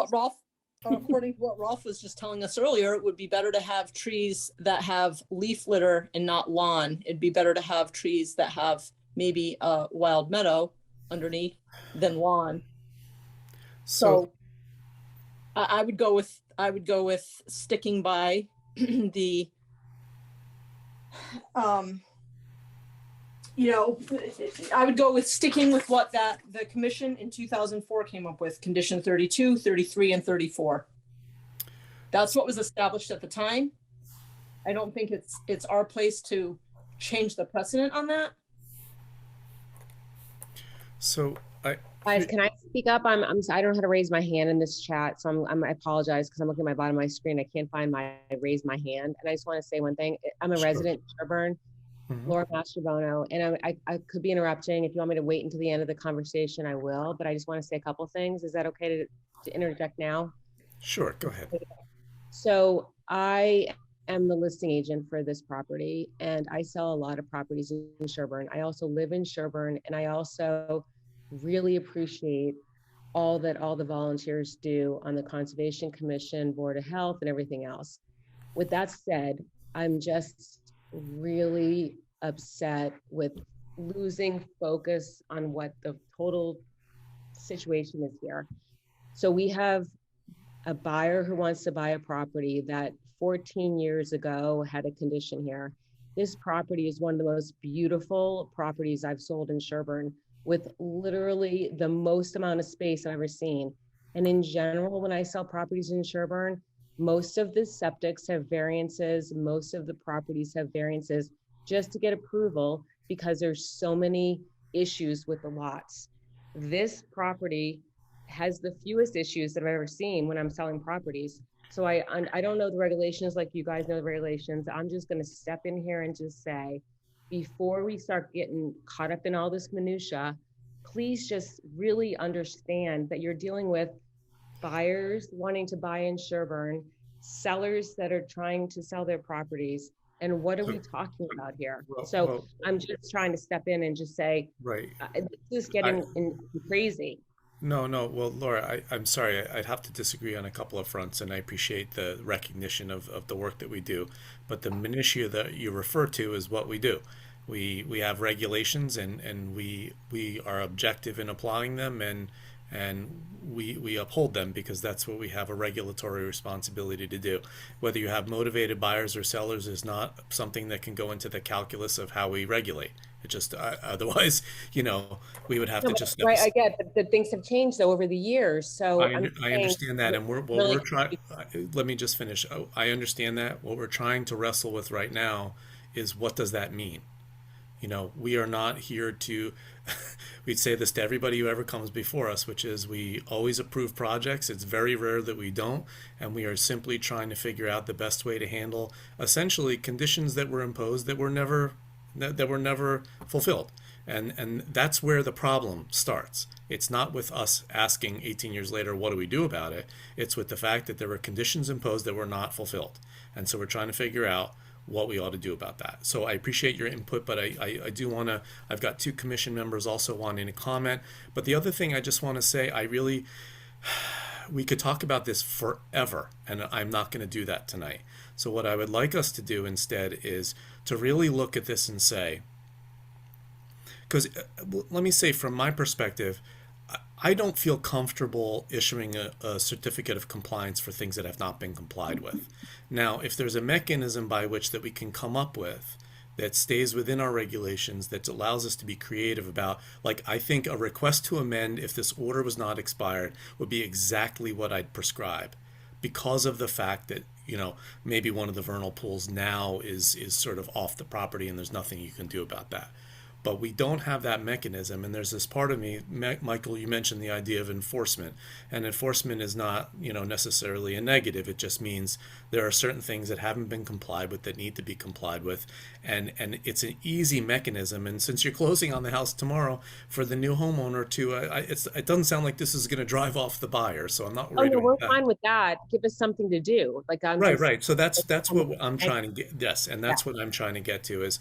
So what I would say is, and I'll sort of do a straw poll with the rest of the commission. I'm uncomfortable issuing a certificate of compliance, but I am happy to have the new homeowners come in and just talk with us about, okay, these are the things that we were trying to address. What are some simple, straightforward things that you can do now as the new homeowners that will allow us to issue a certificate of compliance or something else? That to me, it feels like the right way to go. But let me ask my fellow commission members what they think of a possibility of that kind of approach. Carol, you have your hand up, so I'll ask you first. I had a question about the site. Should I ask that first and then answer it, or the other way around? And can you answer my question first? I will. Thank you. I am fine with doing that. I think it could be hard on the new homeowners, but I since they're closing tomorrow, it doesn't seem like there's much other alternative, perhaps, really at this point. It's too bad that this didn't come before us when this property was put on the market, or when the owners contemplated putting it on the market months ago, presumably, or maybe only Agreed. weeks ago, whatever it might have been. Agreed. Okay. Can I do my straw poll first, Carol, and then circle back to you? Okay, Michael, what do you think about this notion I'm proposing? Right. I mean, I guess when I brought up the idea of enforcement or something, right, I think that Something. there's a way to go. I'd like to think that we're not going to totally let go of it, given the conditions that were done back then and just weren't done. And I just have to repeat again, Laura, I appreciate what you said there, but I'm going to repeat what Neil said. Calling it minutia demeans what we deal with. Okay. And so you deal with minutia too in your business, and it's not used pejoratively, which is the sense that I got from you. Maybe I'm misjudging you. No, meaning like we were going back and forth with what, like it sounded like as if you were going to like just not have a solution for this. No, we're struggling with something that is difficult and we haven't had to confront. And so it takes time to figure out a solution. If you want some creativity here, it's going to take time. It doesn't just pop out of the air. But I think that, yes, that I'd like to think there'd be some other way that benefits wetlands and is a compromise over some of these conditions here that we could possibly come up with. Okay. Jean, what are your thoughts? I would like to follow what you suggested. I don't feel like issuing a certificate of compliance now makes any sense at all. and trying to work things out with the future owners can only be positive. Agreed. Okay, thank you. Courtney? Yeah, we can't issue a certificate of compliance because it's not in compliance. And Right. and this seems like a mechanism where we can come up with a solution. So Great. Okay. Cindy, thoughts? I think you already know that I do not feel like we can issue a certificate of compliance on this. However, I would like to just say that somebody else's emergency should not be dropped in our lap as an emergency, and we should not be made the bad guys because somebody else failed to act on things that they should have done 18 years ago. And I too picked out the tone from Laura that Michael stated. So it's just really not appreciated. Okay. We're all volunteers here and we're all doing our very level best. Yep. Understood. So I actually said that to you as a resident of Sherborn, first of all. I appreciate that. I don't think, I'm sorry, my tone was misunderstood here. I'm just frustrated by the fact that it's very difficult for sellers to navigate the system and buyers to feel positive about properties. Well, So I don't think we're all dealing with all our different things, so I don't want to. I wasn't intent finished with. I wasn't actually finished with what I was saying, but again, I'll go back. It's 18 years ago, so whatever. Like I'm not going to keep harping on that. It was 18 years ago. 18 years is enough time to fix something. Yeah. But Neil, you were asking if I would feel comfortable. I don't know how comfortable I feel with, with an enforcement order, trying to work on something, because I feel like already in hearing some of the other commissioners talk about this, I feel like it's not going to adhere to the three conditions that we had. And I feel like those three conditions are going to be changed. So I'm very concerned about moving forward with the enforcement order or whatever mechanism you're talking about, because I really feel like it's not going to adhere to what was set in place back in 2004, in which case, we are breaking up, we're setting a precedent to break, conditions that were set in place. And that really, really concerns me. So I really can't say that I'm comfortable going forward with that. I really am not. I'm really not. Okay. All right. Thank you. God help me. Just wanted to say a little thing. Yeah, no, but hold on. Finish the Hold straw on. poll, please. Yeah, just hold on. I think we're done with our straw poll. Oh. That's everybody. Here's what I want to say. This is burning up a tremendous amount of time. The sense that I get is that we are not issuing a certificate of compliance tonight. Yep, Joyce, fine. Sorry, Joyce, did you say something? So when David and I filed this, we understand that this was very short time, and we weren't expecting necessarily. We knew there were issues. We didn't necessarily expect we were going to get something, but we need to start somewhere. He just discovered this was open, so it's not like this is going to stop anything. But it is David's responsibility as the seller to take. You won't be working with the new owners. You'll be working with David to try and come up with a solution. So whether we can walk the site and take a look at it with everyone, or come up with something, whether it's an enforcement order or in some kind of a new filing, I'm sure we can come up with something that will maybe not satisfy everybody, but will meet requirements. And just in my own defense, I feel like there were a number of conditions on this order. I mean, we're talking about 3 of them, 32, 33, and 34. And I don't feel like they're egregious, the fact that they weren't done.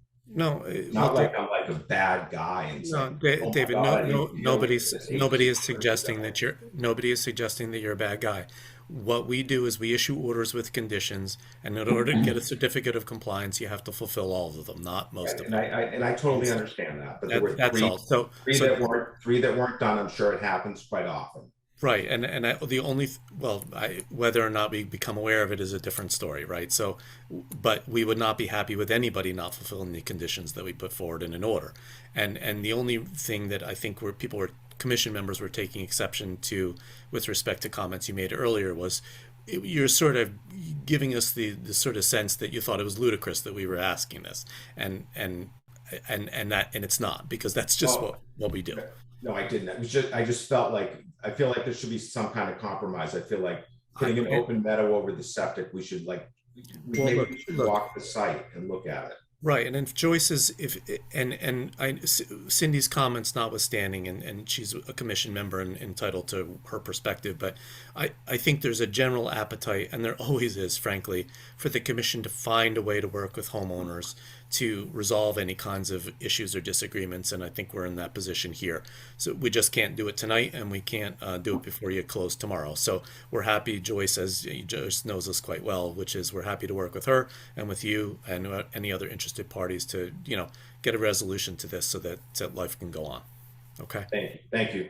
Yep. Neil, can I ask one quick question before Joyce? Absolutely. So yes. we know about this, which is I've been confused by the fact that the one area that I think is going to require the most discussion is this area of the septic tank being turned back to meadow.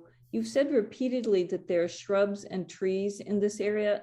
My septic is being replaced, and they won't let me put trees on my septic system. All around it. So I think you could, if we do a site walk, it would be helpful to see where these extra trees and shrubs are planted along the border.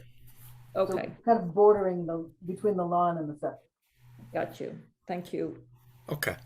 All right. So in that case, I think we can put this on the shelf for the moment. Joyce, reach out to us. Site walk. Happy to do it. Whatever you want to do. Let's move the thing forward. That's my theme today. Actually, my work all day today was let's not get it perfect. Let's just move it forward and make progress. Okay. Okay. Okay. Thank you. Thank you very much. All right.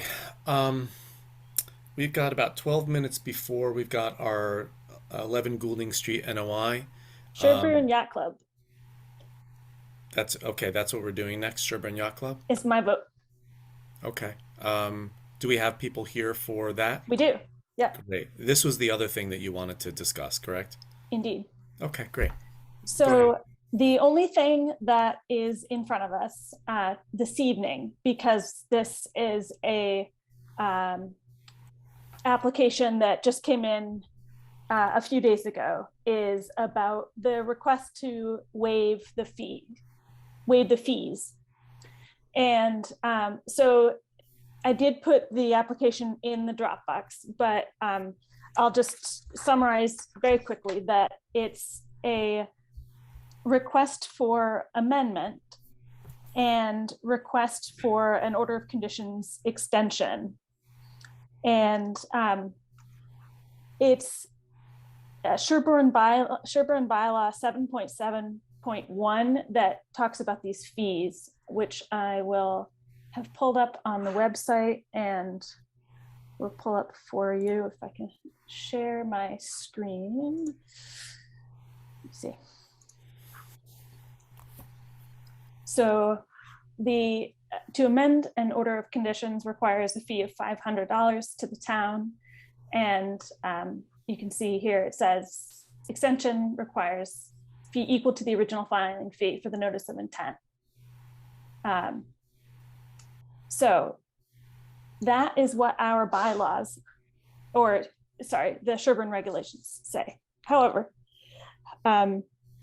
I was looking back in the tracking spreadsheet that Elizabeth kept very carefully of fees, and all of our AA and RDA and NOI fees are very clearly tracked. And there's a page, there's a sheet for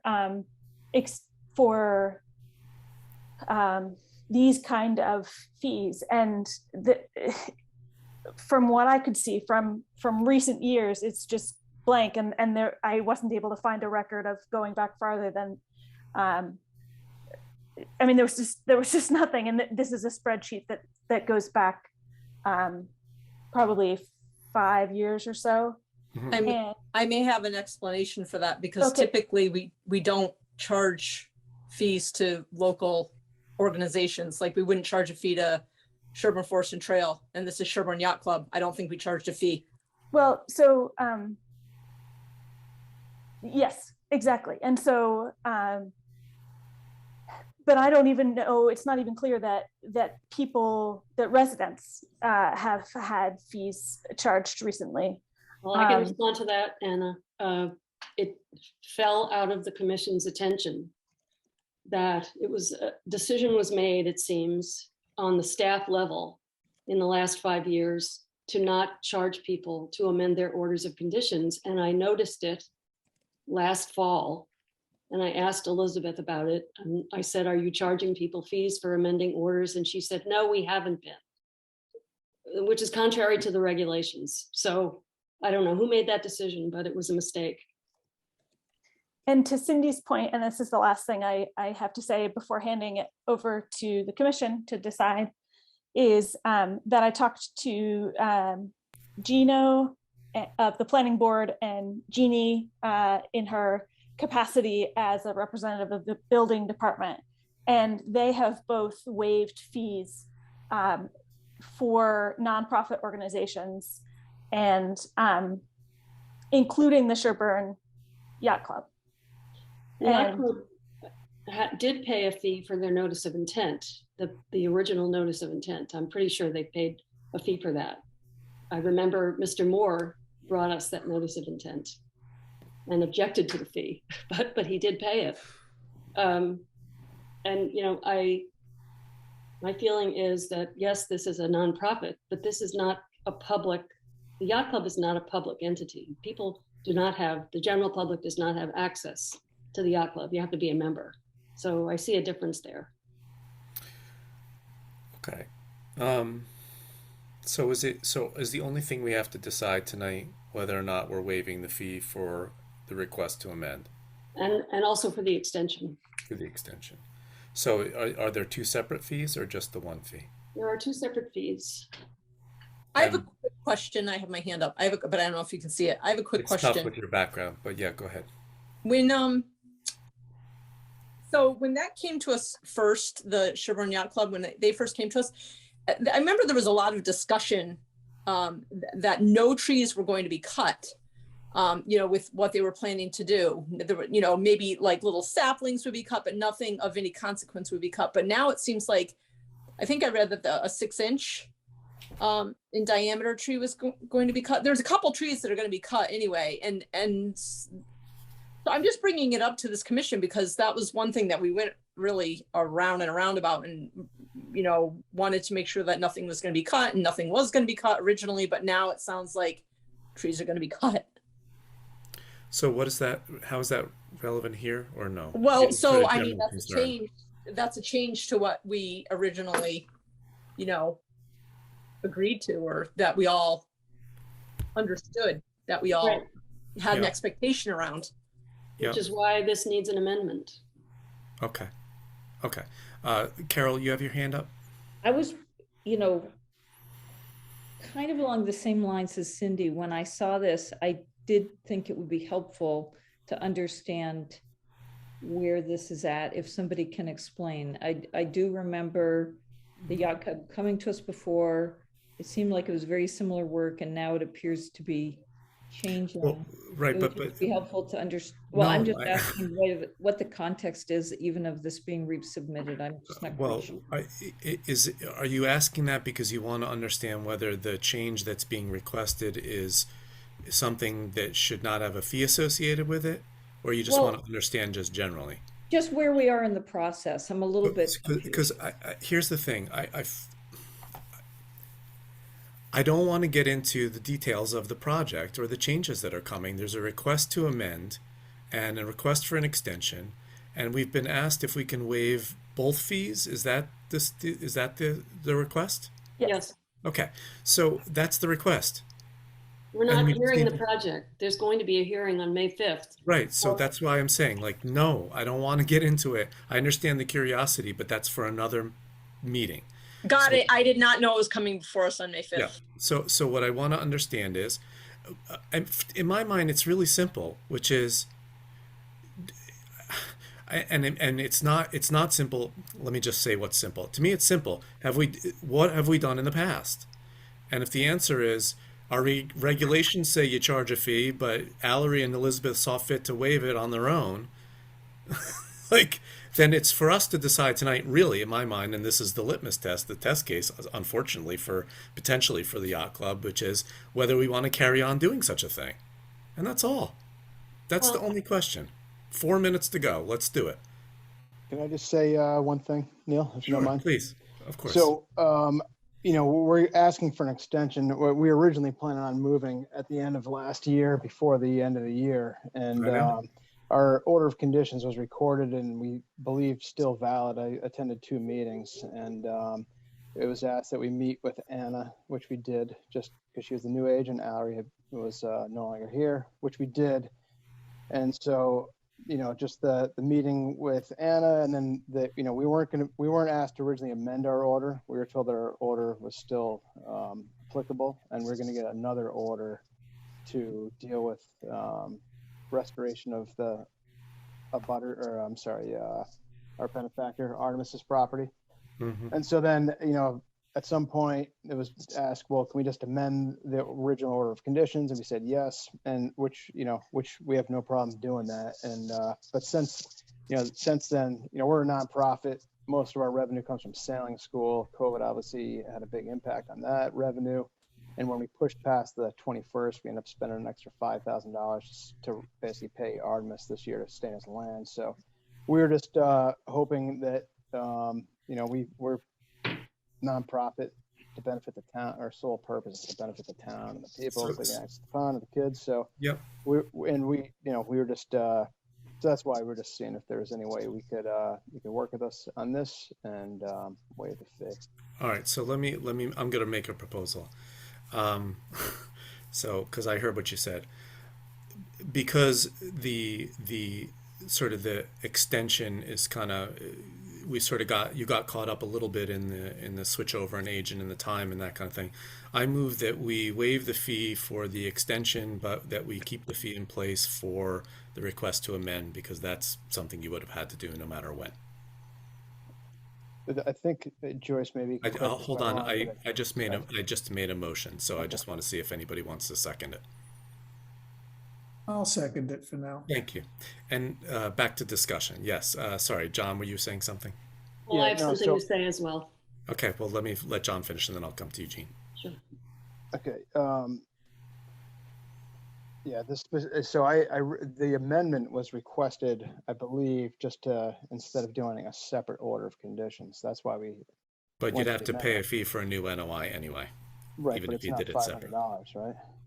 It's more than 500, It's more. How much is This is it? cheaper. For the NOI? Okay. close to $700, maybe more than that.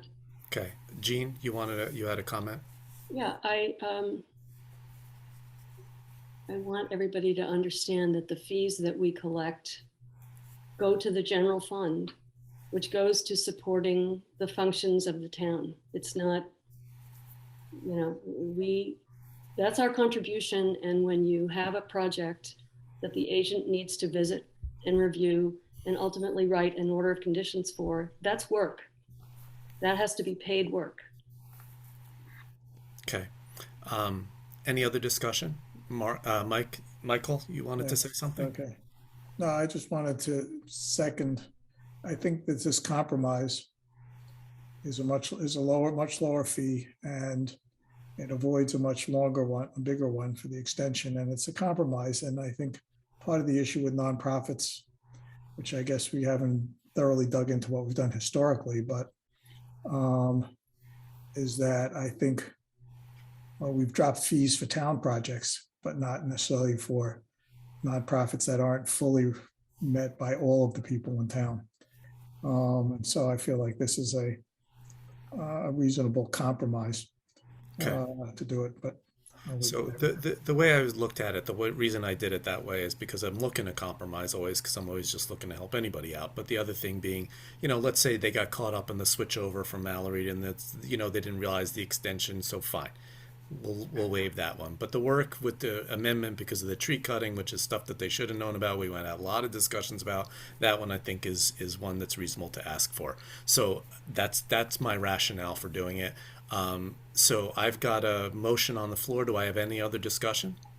I'd like to, Neil, for the purposes of the minutes, would you mind repeating the motion for the purposes of the minutes? Yes, I moved that we waive the fee for requesting extension to the order, but that we keep the fee in place for the request to amend. Thank you. Yep. Any other discussion, because we're running up against our next hearing? Mr. Murphy? Or is that? Hi. Sorry. Yep, you got it. Can you hear me okay? Yes. Hey, I'll try to go quick because Be quick. I am admittedly not a current resident of Sherborn, but I thought I'd give some objective feedback. And the reason I'm on this call is I'm actually looking at property in Sherborn, hoping to move up there. It won't be an immediate thing, but in the next year. And I thought, hey, I should really, I drive around and I love the place. I call it Dover Sherborn, which is a bad habit, but I love the town. And, I thought, a conservation hearing this would be great for me to listen to. See how it's going, see where the direction of the town is, how it's led, etc. Mm-hmm. So I just felt with that, I'd try to give some. So Mr. Murphy, I'm sorry. So the way that this works, I apologize for cutting you off. We have a hearing that was supposed to start 3 minutes ago. I've made a motion to vote on something, and while I would appreciate your feedback, I think right at this moment is not the context for it. Perhaps when we get a little bit later in the meeting, when we have sort of discussion, if you wanted to contribute at that point, I think it makes more sense. Is that okay with you? Okay. It's just the way we have to run the meeting. So no, completely understood. Okay, fantastic. All right. Any other discussion on my motion? All right. All those in favor, Michael? Aye. Neil, aye. Jean? Aye. Carol? Aye. Cindy? Aye. Courtney? Aye. All right, the motion carries. So we're waiving the extension fee, but we're going to keep the fee in place for the request to amend. All right, appreciate Okay. the relief on the extension. All right, thank you so much. We appreciate it. All right. Yep. Okay. I'll be Can back. I help us? What's I'll be that? back in 1 minute. Yeah, okay. I gotta. I think Mr. Albers just left. No, he's still there. Somebody's still No, I there. joined with my wife. We're on together. Oh, good. Okay. All right. Sorry. All right. Good. So listen, I'm going to, even though I need a minute too, we're 4 minutes late, and I'm going to just reopen the. Jump What's in, that? yeah. Listen, I'm ready to jump in. guys, Okay. do you guys want to take a few minutes? Feel free. We'll hang out. I want 1 minute, and I'm not going to tell you why, but you can guess. I'll be back in a minute.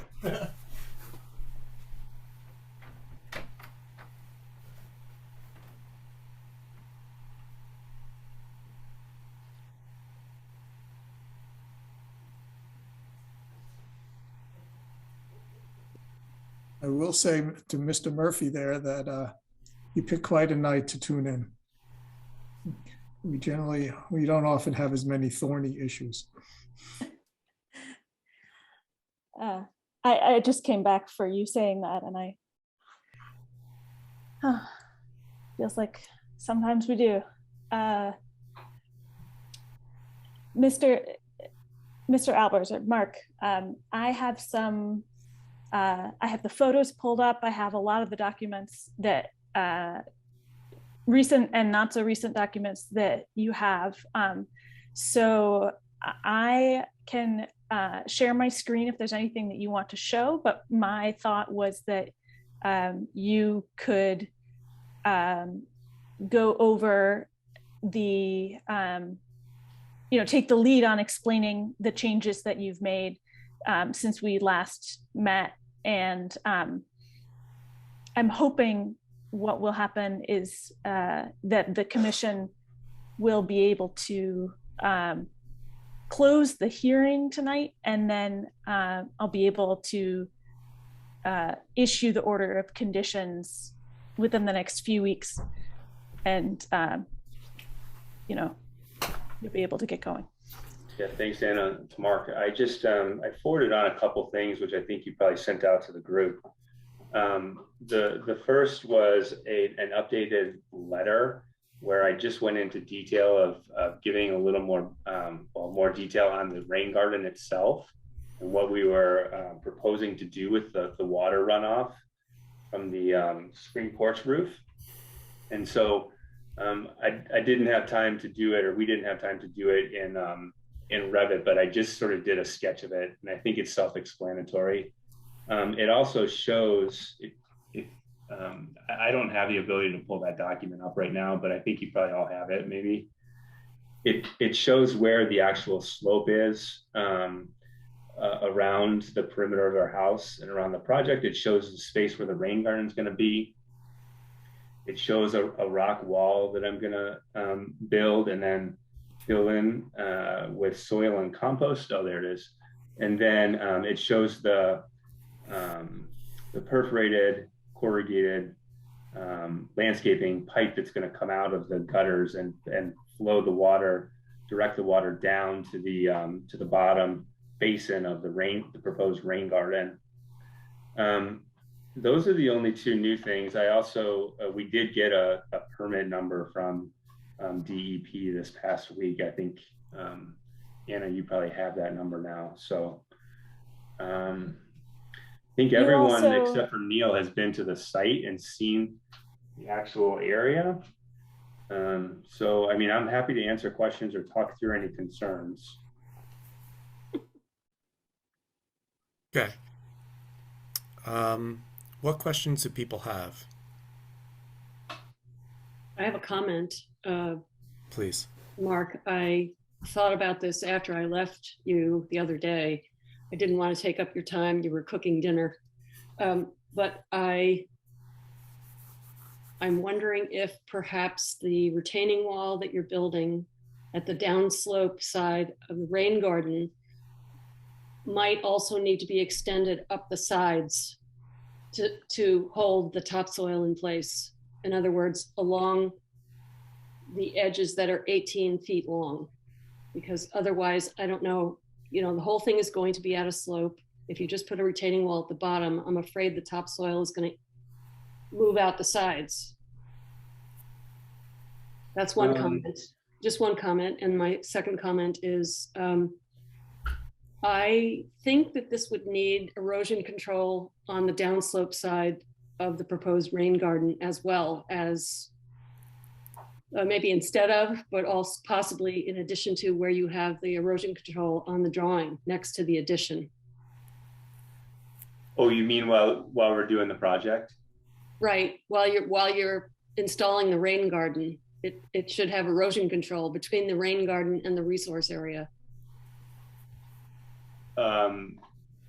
Yeah, that's fine. That's fine. As far as the extension of the rock wall goes, I think there's some natural barriers there, but I'm certainly open to extending it up to hold in the soil as needed. Well, you could test it. You know, I can add that. I can either add that text into the letter, or I can draw it into the sketch. Whatever you need is appropriate.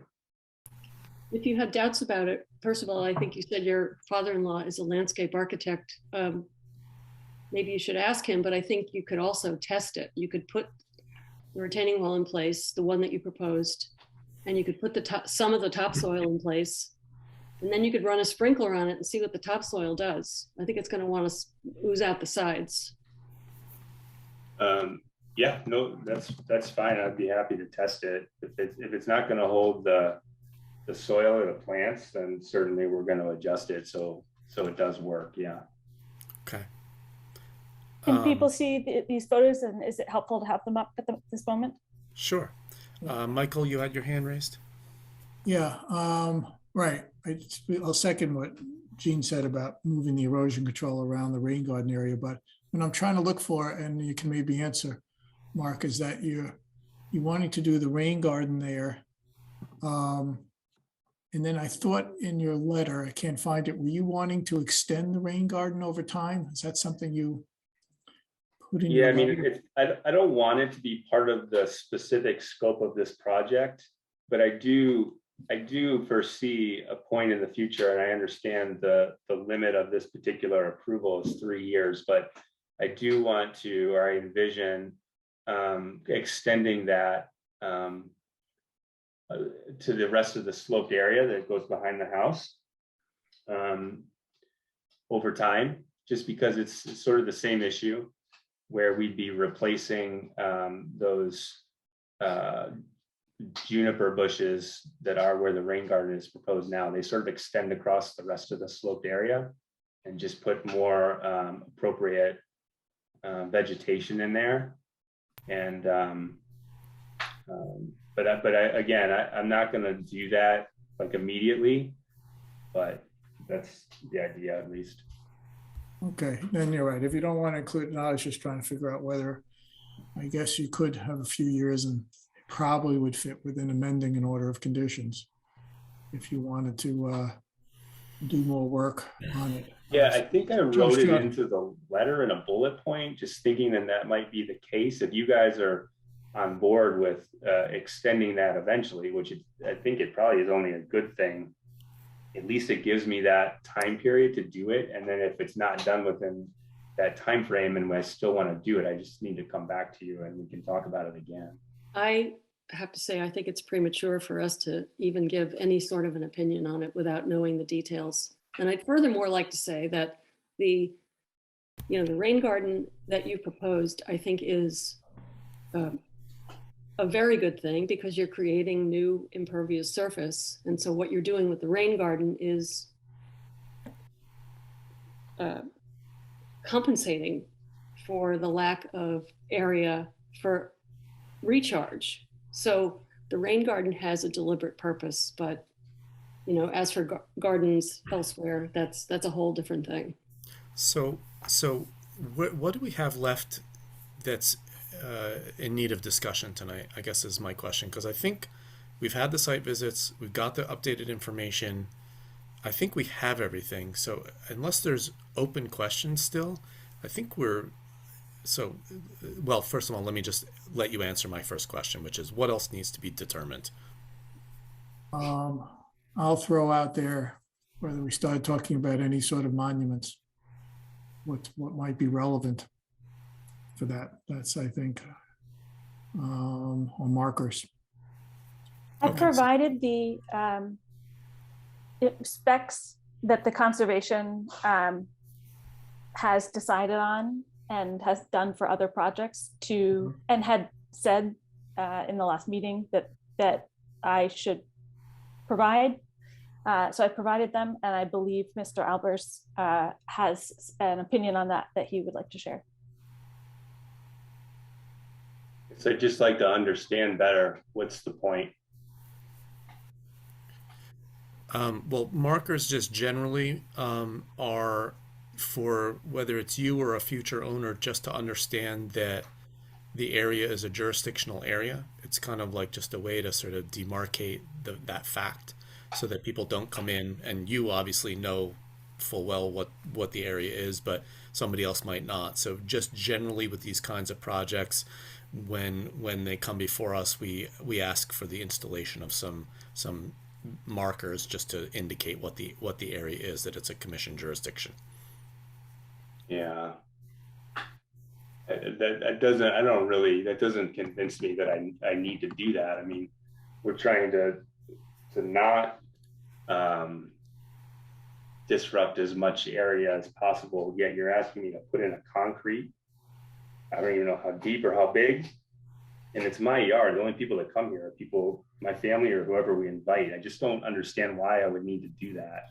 So you guys want me to wrap something around a tree or something like that has a sign? I'm happy to do that. I'm just not on board with being dictated that I have to put monuments into my yard.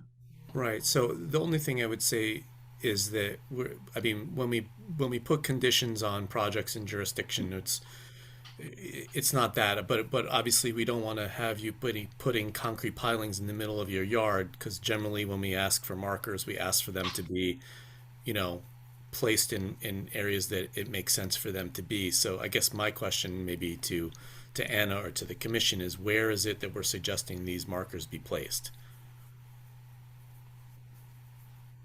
Because we tend to put them on boulders or trees or, you know, someplace not in the middle of a yard. That we don't. I don't think we got that far. I believe the discussion last time said that the commission would request them. And I think this is, you know, as with so much in this particular project, it's a riverfront area. And so it's sort of new territory for the commission, unfortunately. Well, so let's then try to answer the question as to where these markers are being requested from the commission. Cindy? So in the past, you know, prior, or I'll say, well, depending on the lay of the land, let's just say it that way, you know, we have had folks just tag the sign to a tree that's on the 100-foot line, say, or, Right. you know, a tree that would make sense. That's not necessarily, you know, a specimen tree right in the middle of the yard, but it's kind of on the buffer line. And I'm noticing a tree in the, it's on my screen, it's to the right. And I'm wondering if that might be sort of one tree that, you know, yeah, where that arrow is, Yeah. that might host a sign. Right. You know, I say a sign, it's not a big sign. It's, what is it, 3 by 5, Anna? Inches. Inches. Not Yeah, feet. 3 by 5 inches, not feet. Okay. Yeah, no, that makes But sense. maybe there's a line of trees along that area that we could just, you know, tack A couple of markers on. a few. Yeah. Yeah. Okay. Michael, did you want to contribute to that? Yeah, right. I mean, I was just going to say that, right. If we pick spots that are not necessarily tied to, they're generally within jurisdiction of the 100 feet, or in this case, the riverfront. But right, it's based on what's already been altered, and we're trying to protect all space that's not altered yet from getting altered in the future. Right, the problem is, Mark, is that you're not going to be the last person to live on that property. And they're fairly small. I mean, they are small, and at times they're on stones, or they're not many inches above, but they would be on the edge of lawn of anything. So they're not in an area where somebody's going to trip on them. But the question is around here, whether to put it along I guess it's hard to, at the top of the slope where the lawn ends. Can I make a just one or suggestion? two. Because this is what we do with everybody. As long as, Mark, you're okay with the concept of us not sticking them in the middle of your lawn on a concrete block, and we're going to find some place that's sort of at the edge of lawn or on a tree, and we'll say that we need a few markers in these areas. If you're okay with that conceptually, I mean, if you're not, we're still we might impose it anyway, but just that idea that we're not trying to make you put concrete blocks in the middle of your yard. What we're trying to do is just sort of put in areas, just an indication that they're in conservation jurisdiction. And if you're okay with that concept, that, that I think it's really just at the discretion of working with the agent as to where they should be placed. I mean, that's just my suggestion to everybody, because I think it's otherwise a non-issue. I think I can live with that, Neil, as long as I have some input into where they go and they're not like right up on the, by the house or the deck. If we want to put them down in the yard, that's fine. They will not be. Yeah, they definitely won't be. And it's only a matter of whether we often pick a number of where you have at the bottom of that diagram, where you have slope below the rain garden, whether there might be 1 or 2 in that area. And then maybe on the tree that they were talking about, maybe there's a total of 5 that we might put along there. And we often, in the conditioning that we do at this stage, we might say that there should be 5 of them that will be placed, a mixture of whether they're mounted on something that's low to the ground or on a tree or on a rock. That could be decided later in the field, and that the condition we would have would just be a number of them that is sort of spread along the area from where the lawn is to, and where it changes from lawn to basically unaltered and unmanaged. Yeah, at the risk of being difficult, I'm not trying to be, but I heard 3 and now I've heard 5. So if that's an I didn't know. Undecided number, then that's going to be. I said 3. He said 5. Oh, I didn't hear that. How about 4? Do we have 4? How about 2? Let's do 4. I hope that's okay with you. Again, believe me, they're not going to be in the middle of your yard. I don't think it's, but if it's a fairly big area, then we would want something a little bit more than 2. Okay, so that being said, what other issues are there besides markers to discuss? Great. Okay, well, we talked Hang about. on, Neil, give me a second. I'm looking at my notes. Okay. So we're going to have a general condition about, like we did for others, of where the rain garden details will come up, will be brought to will be finalized by the commission later. Yes. That we'll have that kind of general condition, as well as we have the erosion control, where it's going to go. We have a few markers. Yep. And the area of the rain garden, I guess, right? Yeah, I'm trying to figure what special conditions that are specific to the site we would have, since we often try to run through them before we close a hearing. Do we need to designate a stockpile area for when you bring in the topsoil? If it gets brought in commercially and put someplace, and then you're going to, I'm just taking a guess here, Mark, you're going to probably put the topsoil in place yourself. So I think we need to designate where the topsoil can be stockpiled, and that would be outside of our jurisdictional area. I would let it be within the limit of work, that the erosion control could handle it. Oh, yes. Okay. That's so right. That way we don't have to specify it, as long as it's outside of the it's inside of the inside of the erosion control. Right. So I think we can get around that one, even though in some cases we specify it, but there's not a lot of work here or there.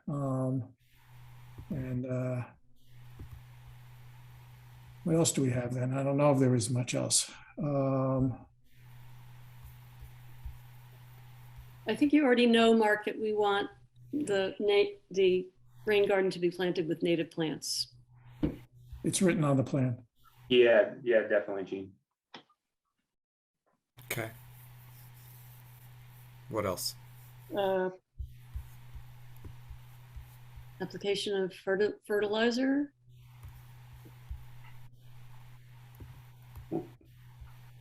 What was that? We don't. I'm asking Michael. Yeah, we generally often don't have, when people are working in, you're outside of the riparian, you're in the riverfront, you're in a resource area. We often have a condition about not using non-organic pesticides, chemicals. Is something there, and even the fertilizer is sort of slow release organic stuff. Organic slow release. Yep. Yeah, I don't think that'll be an issue for us. That's fine. Okay, so as long as you're okay with that kind of fertilizer and pesticide stuff, that's a fairly standard.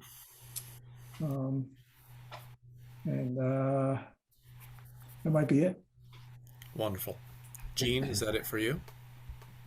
Just to go back to the comment I made about the retaining wall, extending the retaining wall, I think that could be part of what we ultimately approve when we approve what gets planted in the rain garden.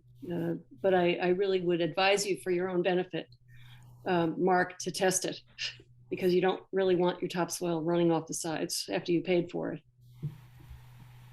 And there's always going to be a condition that you can't have any erosion going out of that anyway. So there could be a condition that, the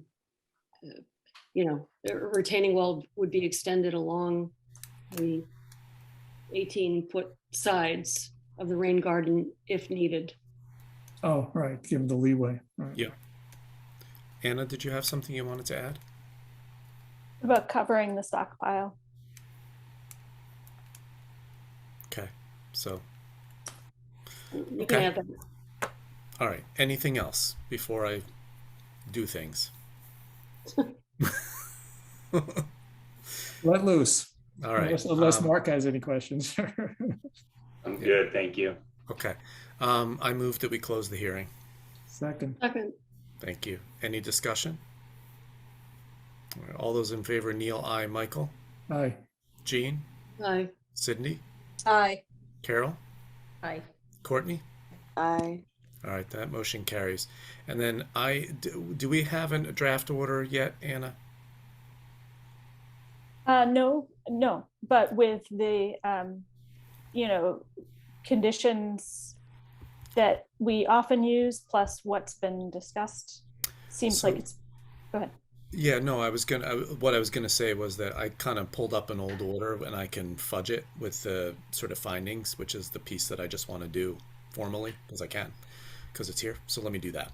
And which will incorporate the point that Anna was making. So, let me just see. Let me just get into this thing, and I'm going to have to fudge it a little bit. So bear with me. So this is a motion that I move that the commission hereby find that the proposal to install a deck and rain garden within riverfront. Screen that- porch too. Sorry. What's that? The deck and a screen porch? Deck and a screen porch. Thank you. Within the riverfront, and that.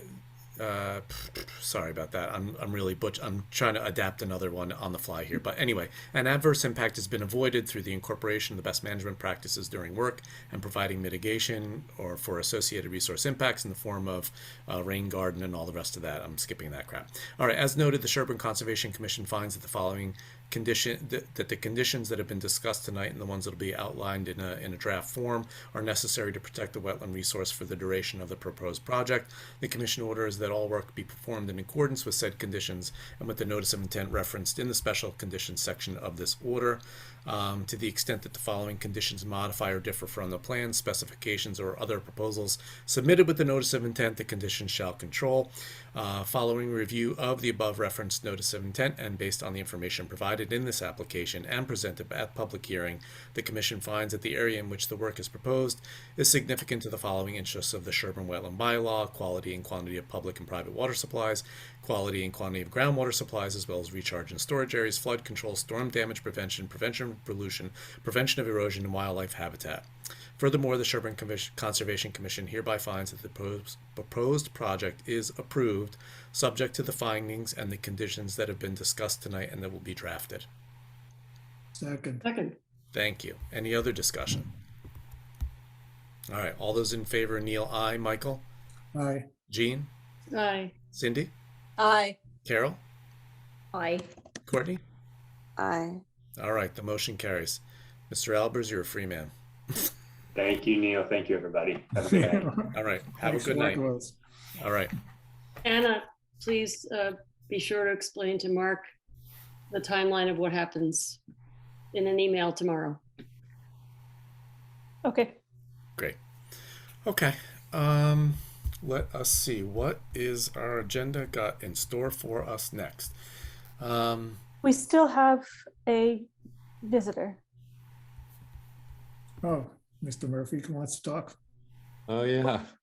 Well, hold on just one second. I recognize that. I just want to look at the agenda and see what else there is. We haven't done performance standards yet. We haven't had an Administrative update on assistant. what's that? The administrative assistant position is even. Yeah, I'm. Can I just read it? Oh, I'm sorry. reading then. Thank you. You read the one afterwards, so I got. I know, because I'm going backwards. That's Sorry, why when they sorry, paint it on the sorry. when they paint it on the road, it reads backwards. I always found that fascinating. Okay. So, anyway, it's like if you stood on the road and read it, it's in the wrong order. But if you're driving, it's in the right order. All right. stand Anyway, corrected. that's right. So yes, performance standards, administrative assistant position. Then we got a bunch of other stuff. All right, Mr. Murphy, I'm going to give you a couple minutes to orate if you'd like. Sure. Hey, thank you. Like I was saying earlier, and I apologize for speaking up earlier, kind of out of sync with where you were with your meeting. But hey, I'll try to go quick.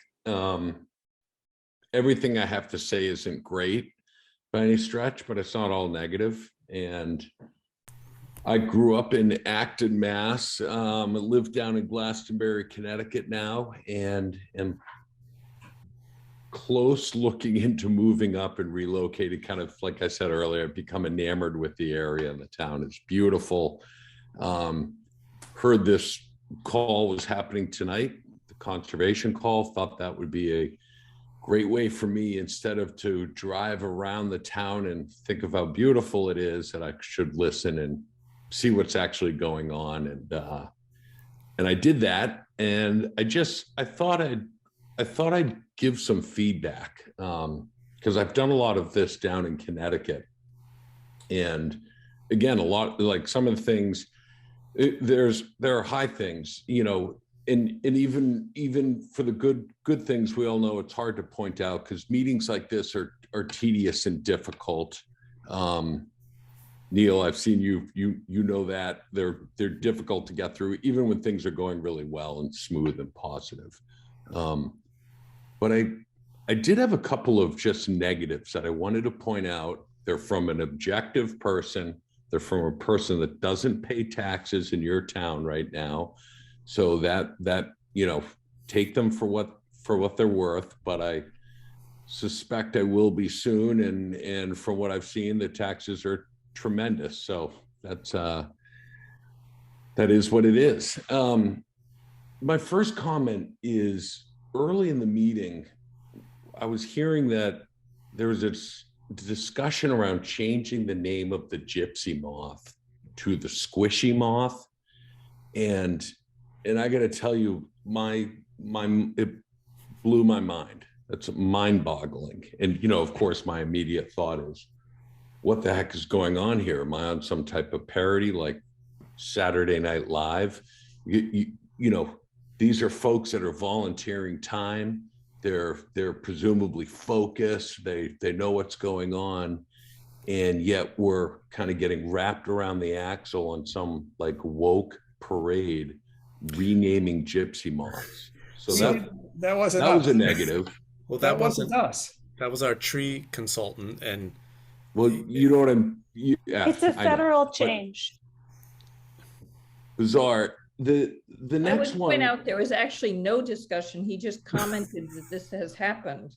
But So, continue, Mr. Murphy. this is So the next one, I thought, I don't remember the gentleman's name, but gosh, he just struck me as such a nice guy. The gentleman from, I don't know if it's referred to as a marina or a boathouse. The yacht club. Boat club. Yeah. You know, I look at something like that and I think, oh my gosh, like it's a really high-end, beautiful community. There's a big, I call it a boathouse. It's much more it's larger than my home by about 4x down here in Glastonbury. I can't imagine that gentleman. You know, when I first heard him talking about waiving a $500 fee or $700 or whatever, I was kind of rolling my eyes thinking, you know, what the heck? You spent all this time to waive $500. But listening to him talk, it's a nonprofit, you know, boat launch house, whatever, that again, like in my opinion, purely does benefit the community. And it was tough for me to listen to, like, oh, well, we're going to waive this one fee, but you're going to pay this other fee for 500, but, you know, be thankful because that actually should have been 700. And I don't know, again, it's just Mr. Murphy, I do appreciate the feedback. I think you're oversimplifying and don't know a whole lot about the history of it and the organization. And no, so hold on. Let me finish. So what I would say to you is this: is that I appreciate your feedback.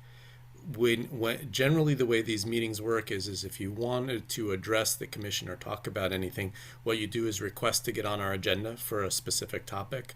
And so I sort of given you a little bit of latitude, but I feel that your comments, while you know, I welcome any input from the public, I think I don't know that it's particularly useful to us tonight, and we've got a long meeting ahead of us. And what I would say is that I will say this, you know, the gypsy people, they're a people, and they, you know, have you ever heard the term gyp? Like when you cheat somebody out of some money? Well, that comes from the word gypsy. So people like Roma people that are itinerant people, they take offense to that. And that's a group that should be listened to. And so I understand that you have sort of some perspective, and this is a good thing to do. And we welcome you to the town if you come and decide to move here. But I do feel that we have to move on in our agenda. So I appreciate your comments and thank you for coming tonight.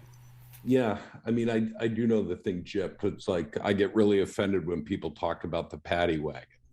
Right, that exactly, hurts my exactly. feelings. Same idea. I was being sarcastic. I'm kidding. I see. Okay. So thank you again for your input. I think we're going to move on in our agenda. Okay. I knew you would. Okay. All right. Thank you. Okay. All right. Okay. Should we do the? Let's do the. Neil, I would just point out that it's great when people want to give input, but the reality is it's late and we're not through our agenda. So thank you for moving things along. So is he still here? I don't know, but as look like it. This is a recorded meeting. So I just continue. Hold on. Okay, let's go back. Let's move on to where we are. I don't know. Administrative assistant positions. Let's do All it. right. So we have gotten about, I think 22 or 23 applications in.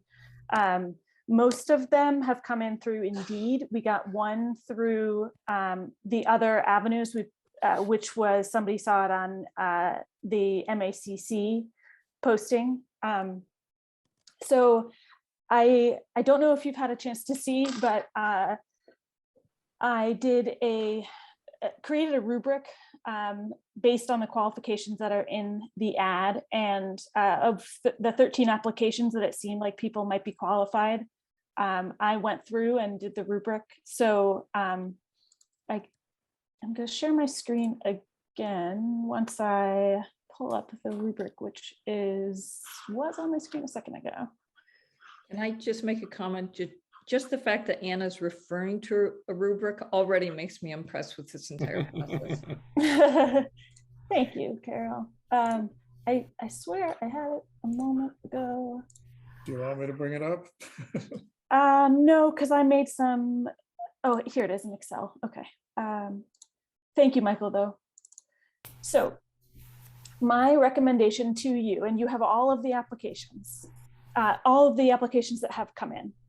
My recommendation to you is twofold.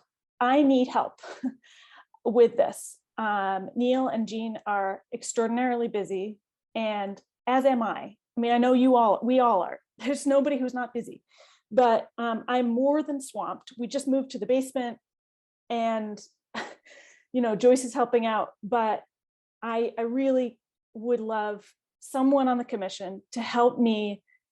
And it also gives more clout to these, these emails, to help me email everyone and say, thank you for your application. We're reviewing it. If you have an interview, if we want to invite you for an interview, we will contact you.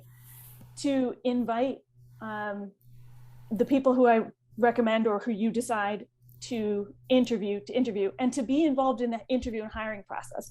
Debbie Reynolds, who's payroll, and Diane Morse, who is, as you well know, is interim town administrator. Neither of them were involved in the HR process when David Williams was the town administrator. So both of them are like, well, they are, what I want to say is they've left it up to the commission and me to run this whole process, run and execute the whole process. And they don't have much institutional knowledge from the town of Sherborn to share on the process, because it was really David Williams's thing. So that pitch given, we have, in my view, many qualified candidates. There's no candidate who it's like, oh my gosh, we absolutely must have this, no candidate has been in municipalities for 20 years and conservation for 20 years and in administrative capacity for 20 years. But we have, several good candidates. So my recommendation is that you, based on this rubric, we interview Gaines, Crandall, Doobie, and McAuliffe, who had scores of between 10 and 12, or at least some of those. I feel like with my scoring, there's not a big difference between 10 and 12. It's sort of the margin of error. I don't like, and also that we strongly consider interviewing 2 other people. And I believe it is, You had McCarthy in your email, you had Takas. yeah, so McCarthy is not here. She must have a score of 7. And so I can unhide that row in a second. So thank you, Michael. So Takas, because she's got municipal experience and she's been on a conservation commission.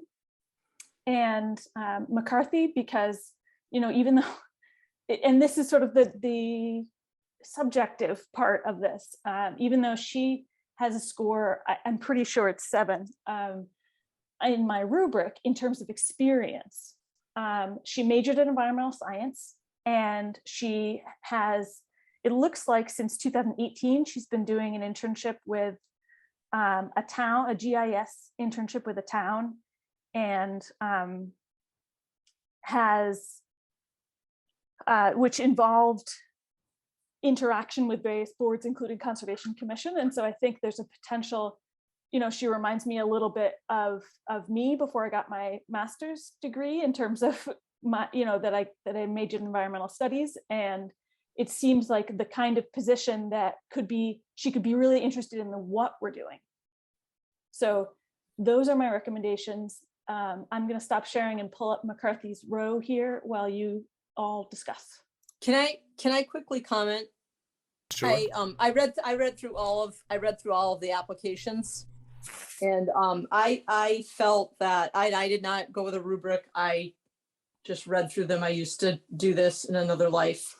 The thing that I liked about Deborah Takas, and I don't know if I'm saying her name correctly or not, was that she has experience in a municipal setting. And I think having experience in a municipal setting is quite different from a company setting, particularly with Concom and the time periods and the regulatory bit of it, and having to meet certain time regulations. It's very different than working in a company where the company establishes what they want, how they want it, and then you just go with that and do it. I'm not saying that you can't cross over with that information, or but I do think that there's a piece of that is, I like that she brings that to the table. Let's just say that. So I felt like she had the most experience out of all the people I saw there, as far as governmental experience goes. I also like the fact that she has the MACC training. I thought that was another good piece of the puzzle. So that's just, she was sort of my top choice. I know she's not the top choice in Anna's rubric, but that's why she was my top choice. I guess I'd like to see if we can get just a short list of a merger of whether there's what you had, Anna, but I would disagree with a few of the people there. But I think people like Crandall and Takas should get up there.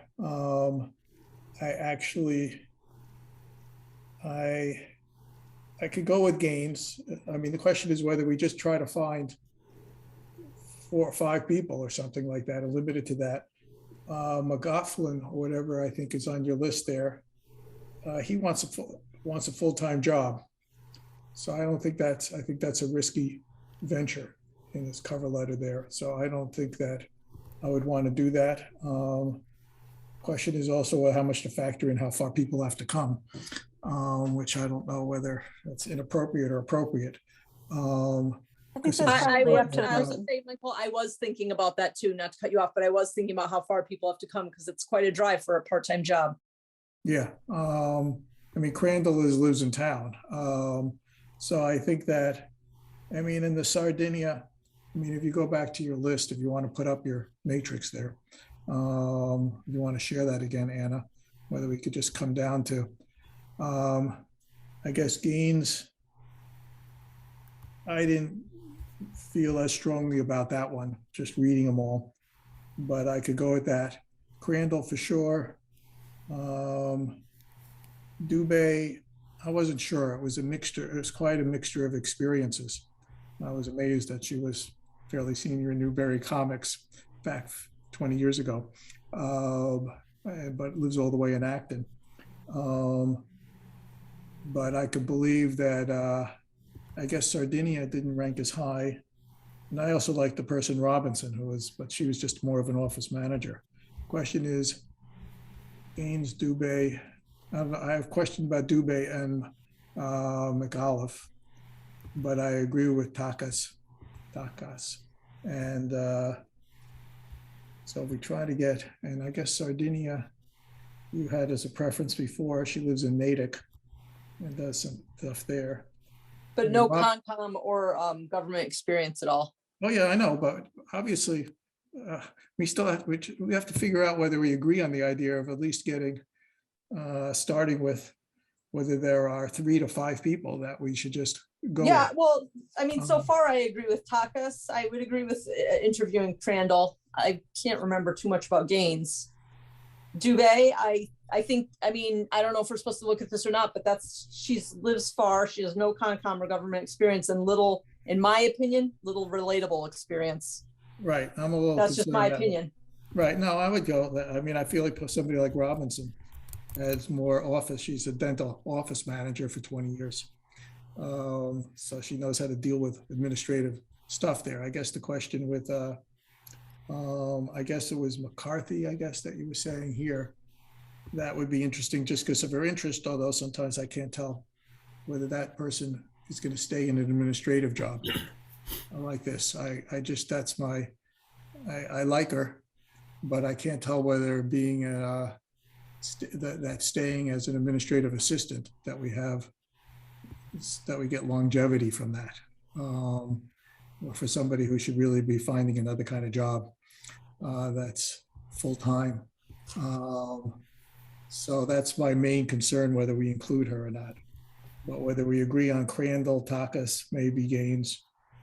I can't remember where she's from.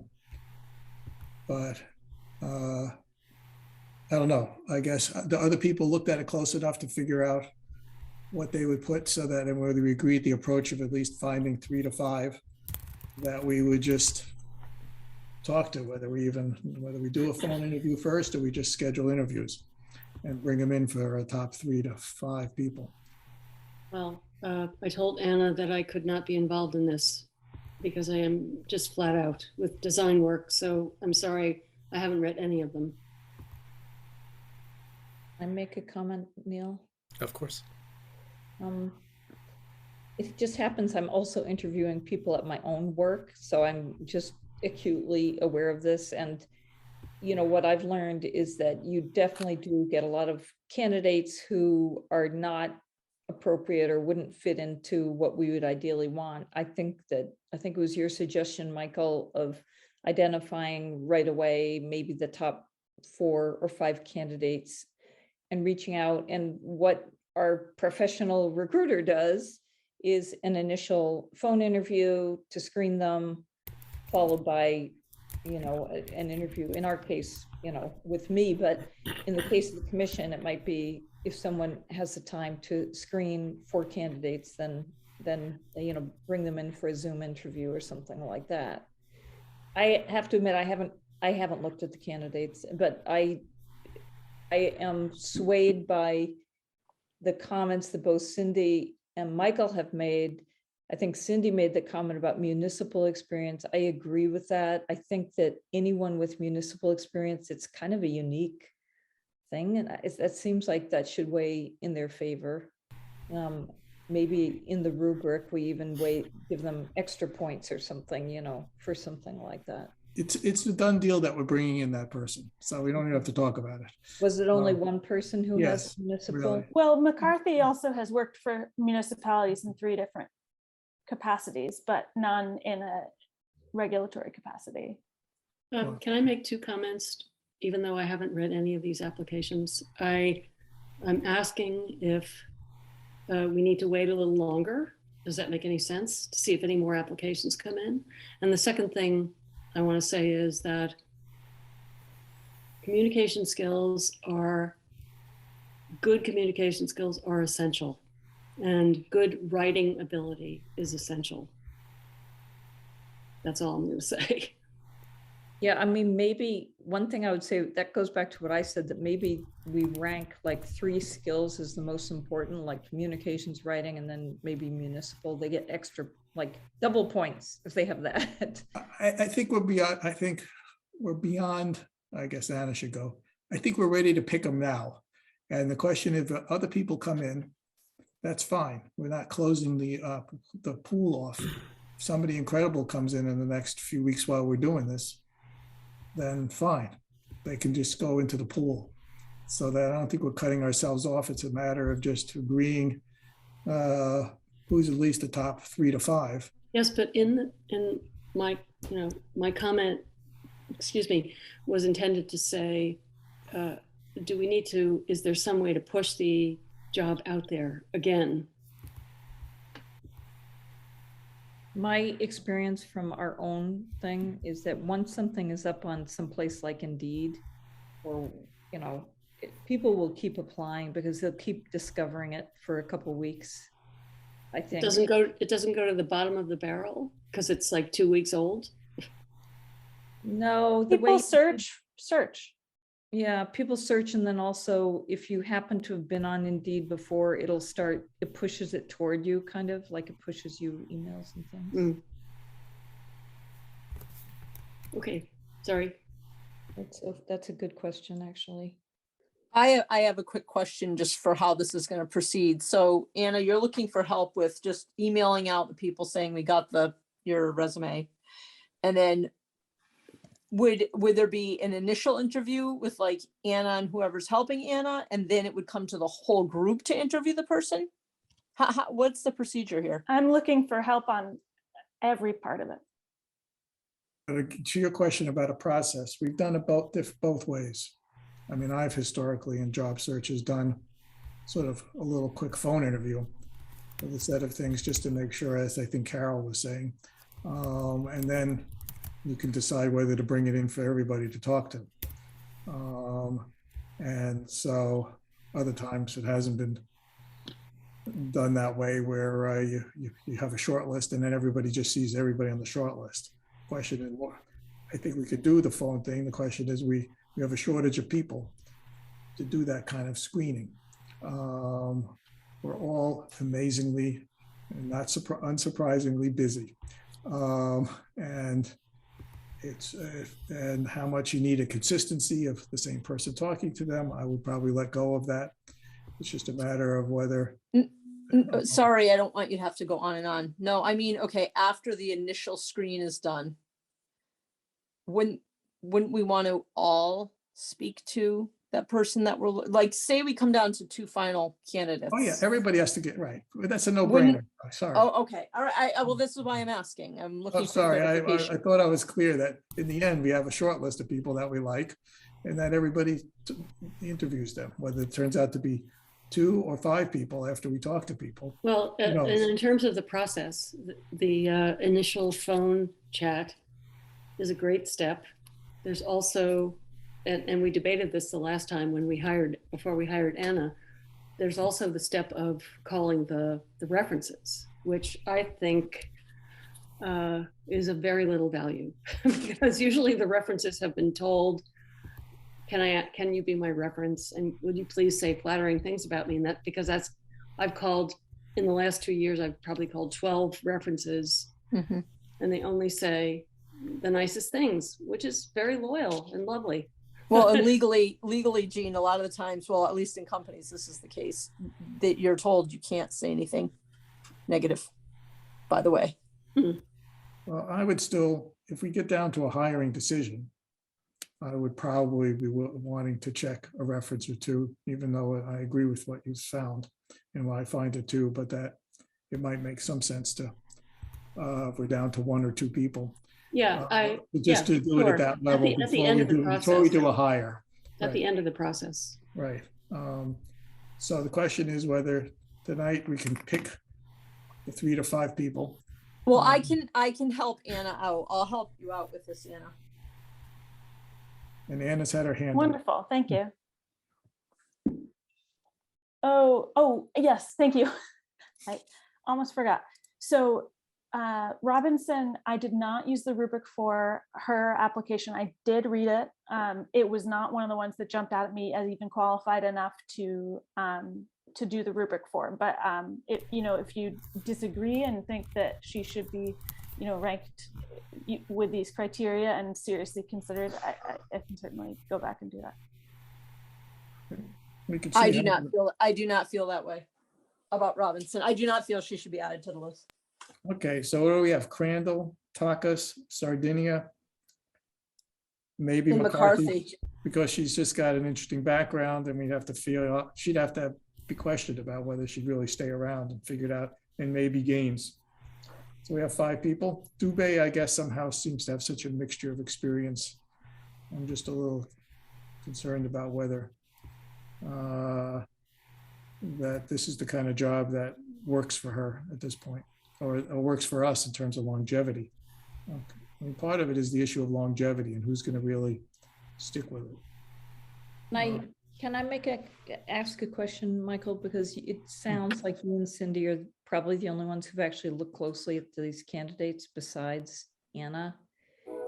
But I guess my question is to Jean's comment that, the kind of the social skills and the communication skills should be considered primary, and then the additional comment that municipal skills are those the filters that you feel like you're using in coming up with your short list? And I think that's why I brought this up in terms of almost suggesting that since we may continue to get candidates, that it seems to me like Anna's rubric is not necessarily in strong alignment with the candidates that you and Cindy suggested, possibly because you're kind of using your own internal rubric that's slightly different, and just going forward, it might be useful to just make sure that we're a little more in alignment about what the primary. I think they're in alignment with what she has, except that because we're basically including at least the top 2, maybe,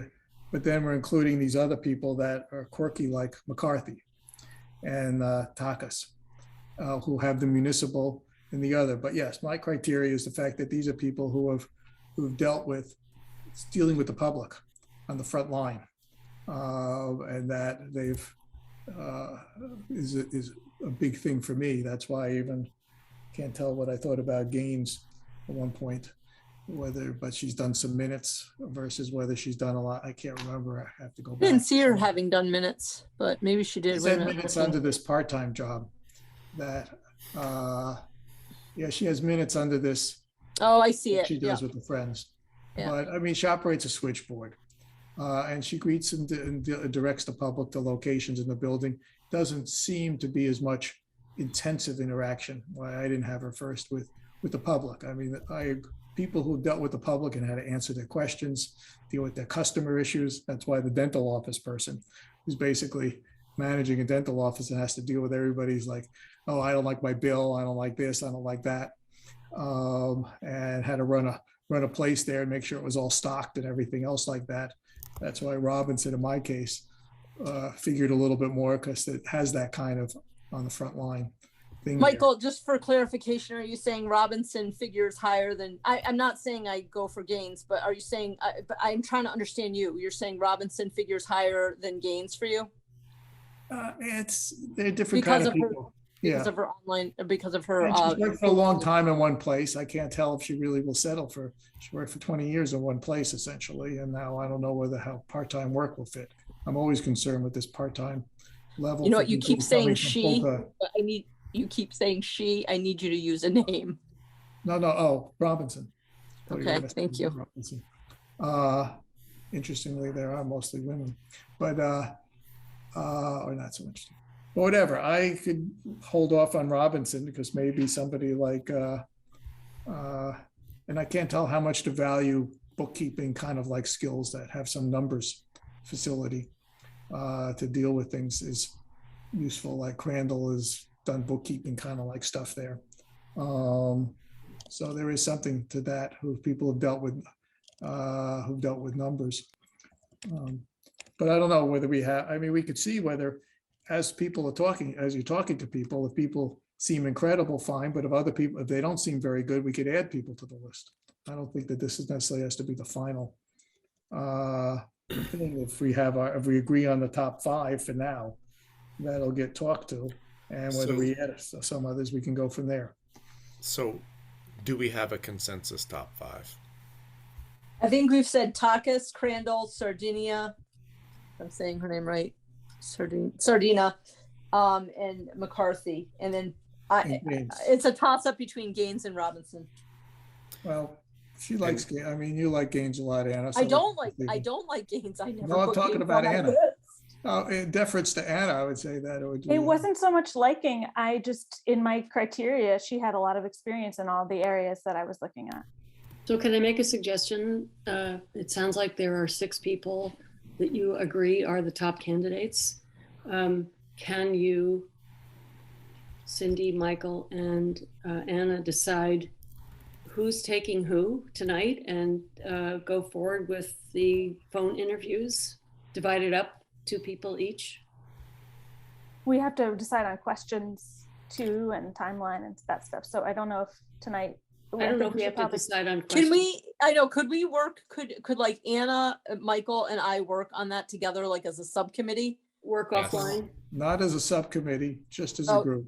As a group. Okay. The word subcommittee is never to be used unless you want to have posted. So sorry Hold about on, that. hold on. Let me pause the recording. Let me back up a step if I could. Just kidding. Yes, a group, a non-quorum group. Yes, you can work together. Okay. Go forth. Thank you so much. Thank you. Okay.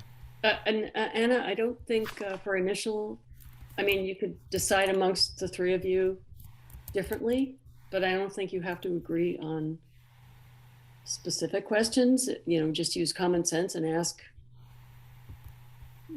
good questions. And Michael, did you actually volunteer to help, or were you just sort of, are you okay to help? Cindy volunteered. Yeah, because I'm fine dividing them up with Anna, and then Anna, I would work with you to come up with questions because I like the idea of having consistent questions between us. Right. I like that idea too. Yes. No, I think you should, as long as you have, get the issues of what you can comfortably ask and do it. I would like to opt out because I have my own work crises at the moment. Okay, thank you, Cindy and Anna. It's 3 people apiece. Yeah, we can handle it. We'll talk. Great.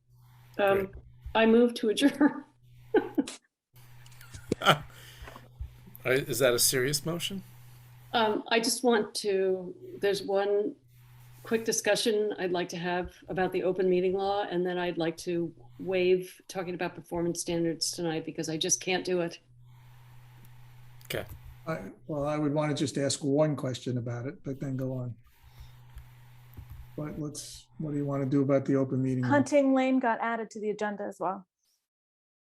Oh, yeah.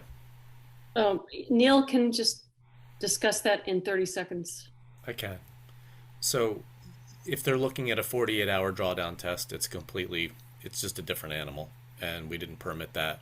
And so I just told them, you know, if you're going to do a 48-hour test, they got to submit a new NOI. I agree with that. And Okay. just so you know, don't keep talking as a 48-hour because it might not be that number as opposed to 48 or more.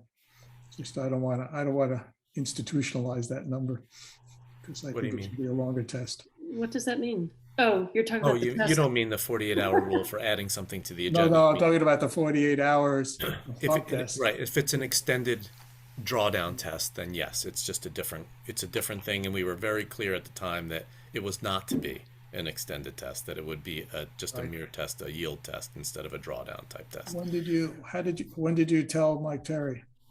Yesterday. Was it yesterday or the day Yesterday. before? Yesterday. Yesterday. Okay. Yeah, yesterday. So he acknowledged it. Okay. I would okay. say that try to communicate that kind of stuff to people. I wouldn't have wasted some time today if I had known that it was already been addressed. Well, Michael, you in your emails about this on this subject in the last couple of days have like reeked of urgency. So that played a part in Neil reaching out to council. That's fine. I'm just saying that And then you said today, now it's not urgent. So if it's, I'm just saying that if it's just letting people know when something is done, then it'll save some time. I don't see whether that made a difference as to whether it's urgent and stuff. Sorry, because I know that Michael, you were CC'd on some email. I don't on this topic.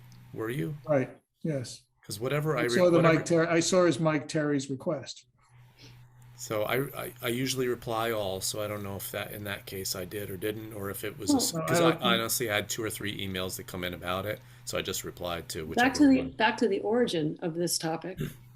Apparently there was discussion that you were privy to, Michael, last week. We didn't hear anything about it until Tuesday.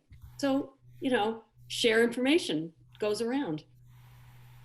I did, because it wasn't clear that it had to be dealt with until the information that I had last week was based on the fact that Anna got an email from Mike Terry that I saw that brought up. But whatever it is, I mean, we don't have to go he said, she said. I mean, you're making it seem like I'm making a big deal about it, other than the fact that if I just know that it happens, it helps me. That's all I was asking. It's just That's all I'm saying too. That's all I'm saying too. Right, and I learned about it at the same time that the commission was sent, or whatever. So I didn't see this in an email. So just for my own clarification, is this Right. the hunting lane? Where is this the hunting lane where they did the test well and they built Yes. that? Okay, Yes. thank you. Basically, there's some sort of litigation, possibly where or something where they want to see. I think the notion is they want to see whether or not it's even worth arguing further whether this well would actually serve whatever they're proposing. So I don't know more than that, but like, the question that came to the commission was, would this fit under the existing NOI, or would it be something that'd have to come with a new NOI? And the answer was new NOI. Okay, thank you. Yep. All right. Enough of that. So are we okay? So are we kicking the can of performance standards down the road, or Michael, you said there was some 30-second thing you wanted to add? Yeah, I just want to add to what extent we're letting loose. Matt Byrne is working on it. To what extent we can give inputs that I'd like him to consider. I saw Carol's email about whether it's one commissioner or just as a commissioner. I would like to give some ideas that I'd like to see that he at least consider, and that whether we're free to give him information about that and how that will be handled. I'll tell you my opinion on that. I think your email has a lot of value, but I think it drifts around between general and very specific. And Matt has a very limited window for working on this. I don't want to send him an email that is not more succinct. I'm sorry, I don't mean to be insulting you, your writing, but it's like, it was kind of broad. I think for a page and a half of bullets, I would say that's overly, I'll get a little defensive and say for a page and a half of bullets that I'll say that he could digest it and he could figure it out. He's an adult. Guys. Yeah. Let's not You know, Michael, is it possible to critique anything that you say or write without you just exploding? I hope so. Well, if you call that exploding. Yeah, you interrupted me. Guys, please, enough. I'll just reiterate that Matt has only a few days. The first thing he wanted to do was research what other towns are doing. So I am perfectly comfortable sending him the stuff from Lincoln that Carol compiled, and I'm perfectly comfortable sending him the stuff from Barnstable that you pointed out, Michael. But in terms of getting into the weeds, I think the commission needs to review that first before we send it to him. I guess I want to recognize Carol because she's had her hand up for a while. Go ahead. Yeah, I would support Jean in what you just said, which is that it seems to me that if we're going to be looking at how to regulate the 50 to 100 and to set performance standards, that our first step should not be to dive into a great deal of detail, but instead to have this person do their job of exactly what Jean was saying. Let's see what other towns have done, what appears to be successful, and then decide how to apply to us. In other words, start first with kind of broader principles and then get to the point where we're critiquing down to a great deal of detail. So Michael, when I saw what you wrote, I thought, wow, there's so much detail here. We could spend a lot of time talking about that detail without ever getting back to the broader question of like, what are some best practices about how other towns regulate the 50 to 100, what kinds of standards? That was my reaction to it. And I'm not criticizing you. I think there's a place for that and a time for that level of detail. It just felt to me that it would be a more productive conversation for all of us on the commission to start at a broader level, which can be brought by looking at other towns. I certainly found that helpful. I went back and reviewed Lincoln's regulations, and they took it's a very different approach from us, really. And it was kind of refreshing to me to look at that and say, oh, that's interesting. They made some very broad statements about how they regulate the 50 to 100 that has not been disturbed. I'd like to start at that level and then work our way down to specific language. It felt to me that some of your suggestions, Michael, were really almost about specific language. Right, that's what I want out of him. I don't want the generalities because it doesn't bias practicality. That's part of why we have performance standards, is that we have things that are more precise. And that's why I think it's important to have things as well as generalities. I'm not no problem with generalities, but I think we would need operational things because otherwise we're left with these generalities, and that's not what I want for performance standards. Right, and so what I would say is I'm confident that the performance standards we ultimately produce will not be overly general. But what I would say is, I mean, just to support the notion that Carol and Jean were getting at, is that, Michael, sometimes you put a lot of just thoughts that you have at every level, specific, general, and you sort of lay it all out because it's just the kind of the way you think about it. But I think the only point that Jean and maybe Carol are making is just that maybe there's a time for that, but not in the initial stages. And maybe that's something that when we go to fine tune those standards, we would sort of incorporate that kind of sort of the finer level detail at that point. At least that's my reading of what the conversation has been so far. And now for a topic that we were not going to get into, we got into it. So unless there's anything else specific we want to get into about that, let's move on. I just want to ask Anna to please put a significant chunk of time on the next agenda to discuss this. Okay. And Anna, you had your hand raised, so did you want to add something?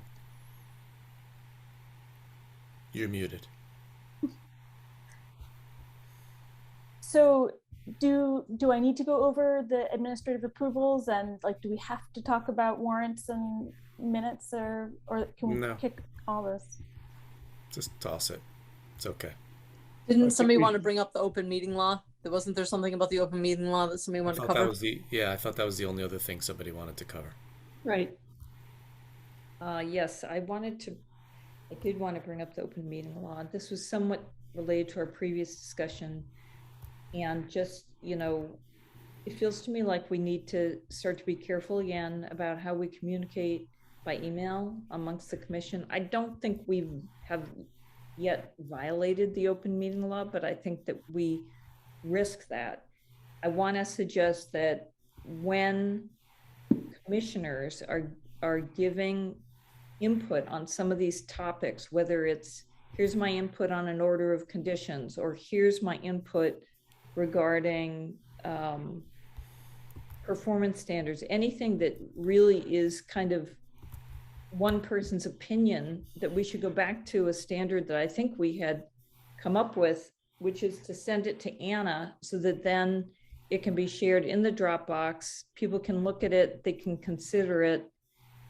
And so there's just no risk of either people responding or people feeling like, oh, I'm not getting an opportunity to respond. So that would be my suggestion. Okay. I like that suggestion. What do other people think? I just, excuse me. I support that. And I just want to ask Anna if you could immediately start a Dropbox for the next meeting tomorrow and have it and make it available to people as soon as you create it. Does that mean we can add stuff to the Dropbox, or it still has to go through her?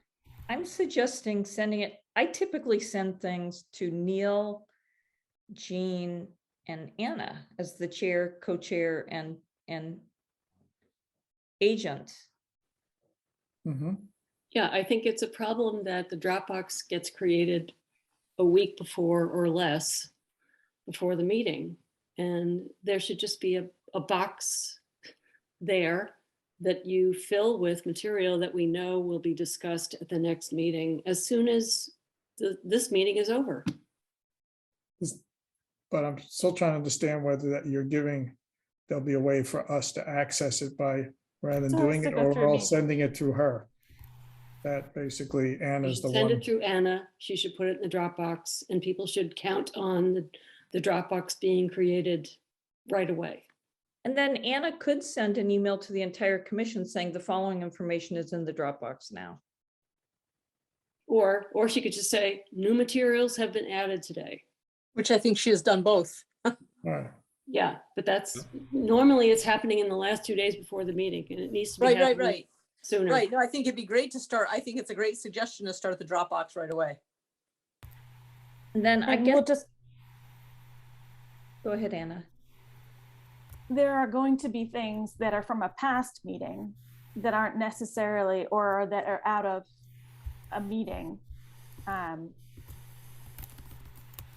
There seem to be things that aren't tied with a particular future meeting. But we can handle those on a case-by-case basis. Is there a way to access previous meeting, set it up so that we can actually see previous meeting materials?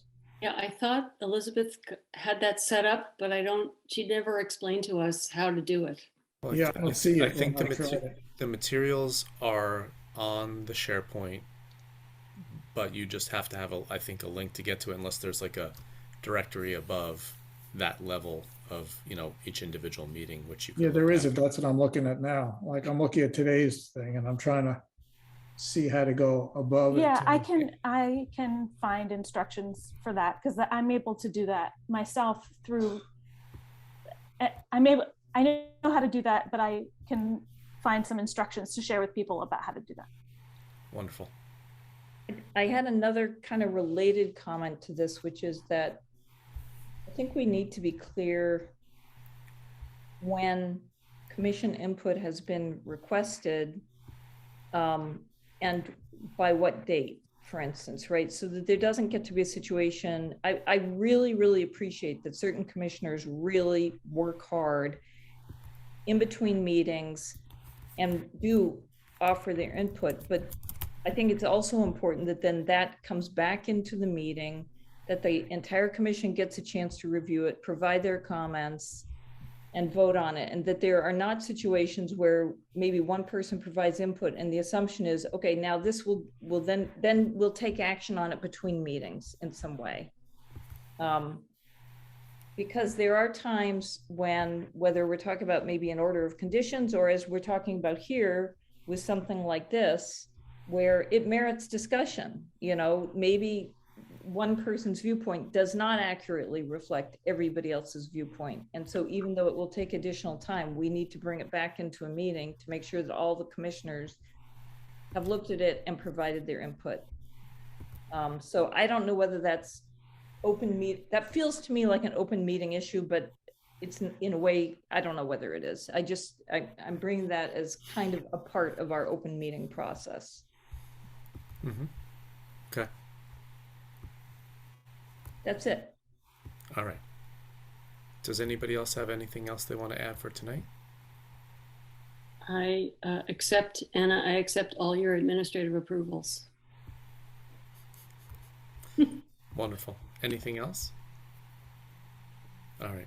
I move we adjourn. Second. Any discussion? All those in Yes. favor? I want to know if Courtney's still awake. She is. I saw her unmute. All right. In that case, all those in favor, Neil, aye. Michael? Aye. Jean? Aye. Carol? Aye. Cindy? Aye. Courtney? Aye. Have a good night, everybody. Thank you, everybody. Thank you. Thank you. Happy Earth Day. Thank you.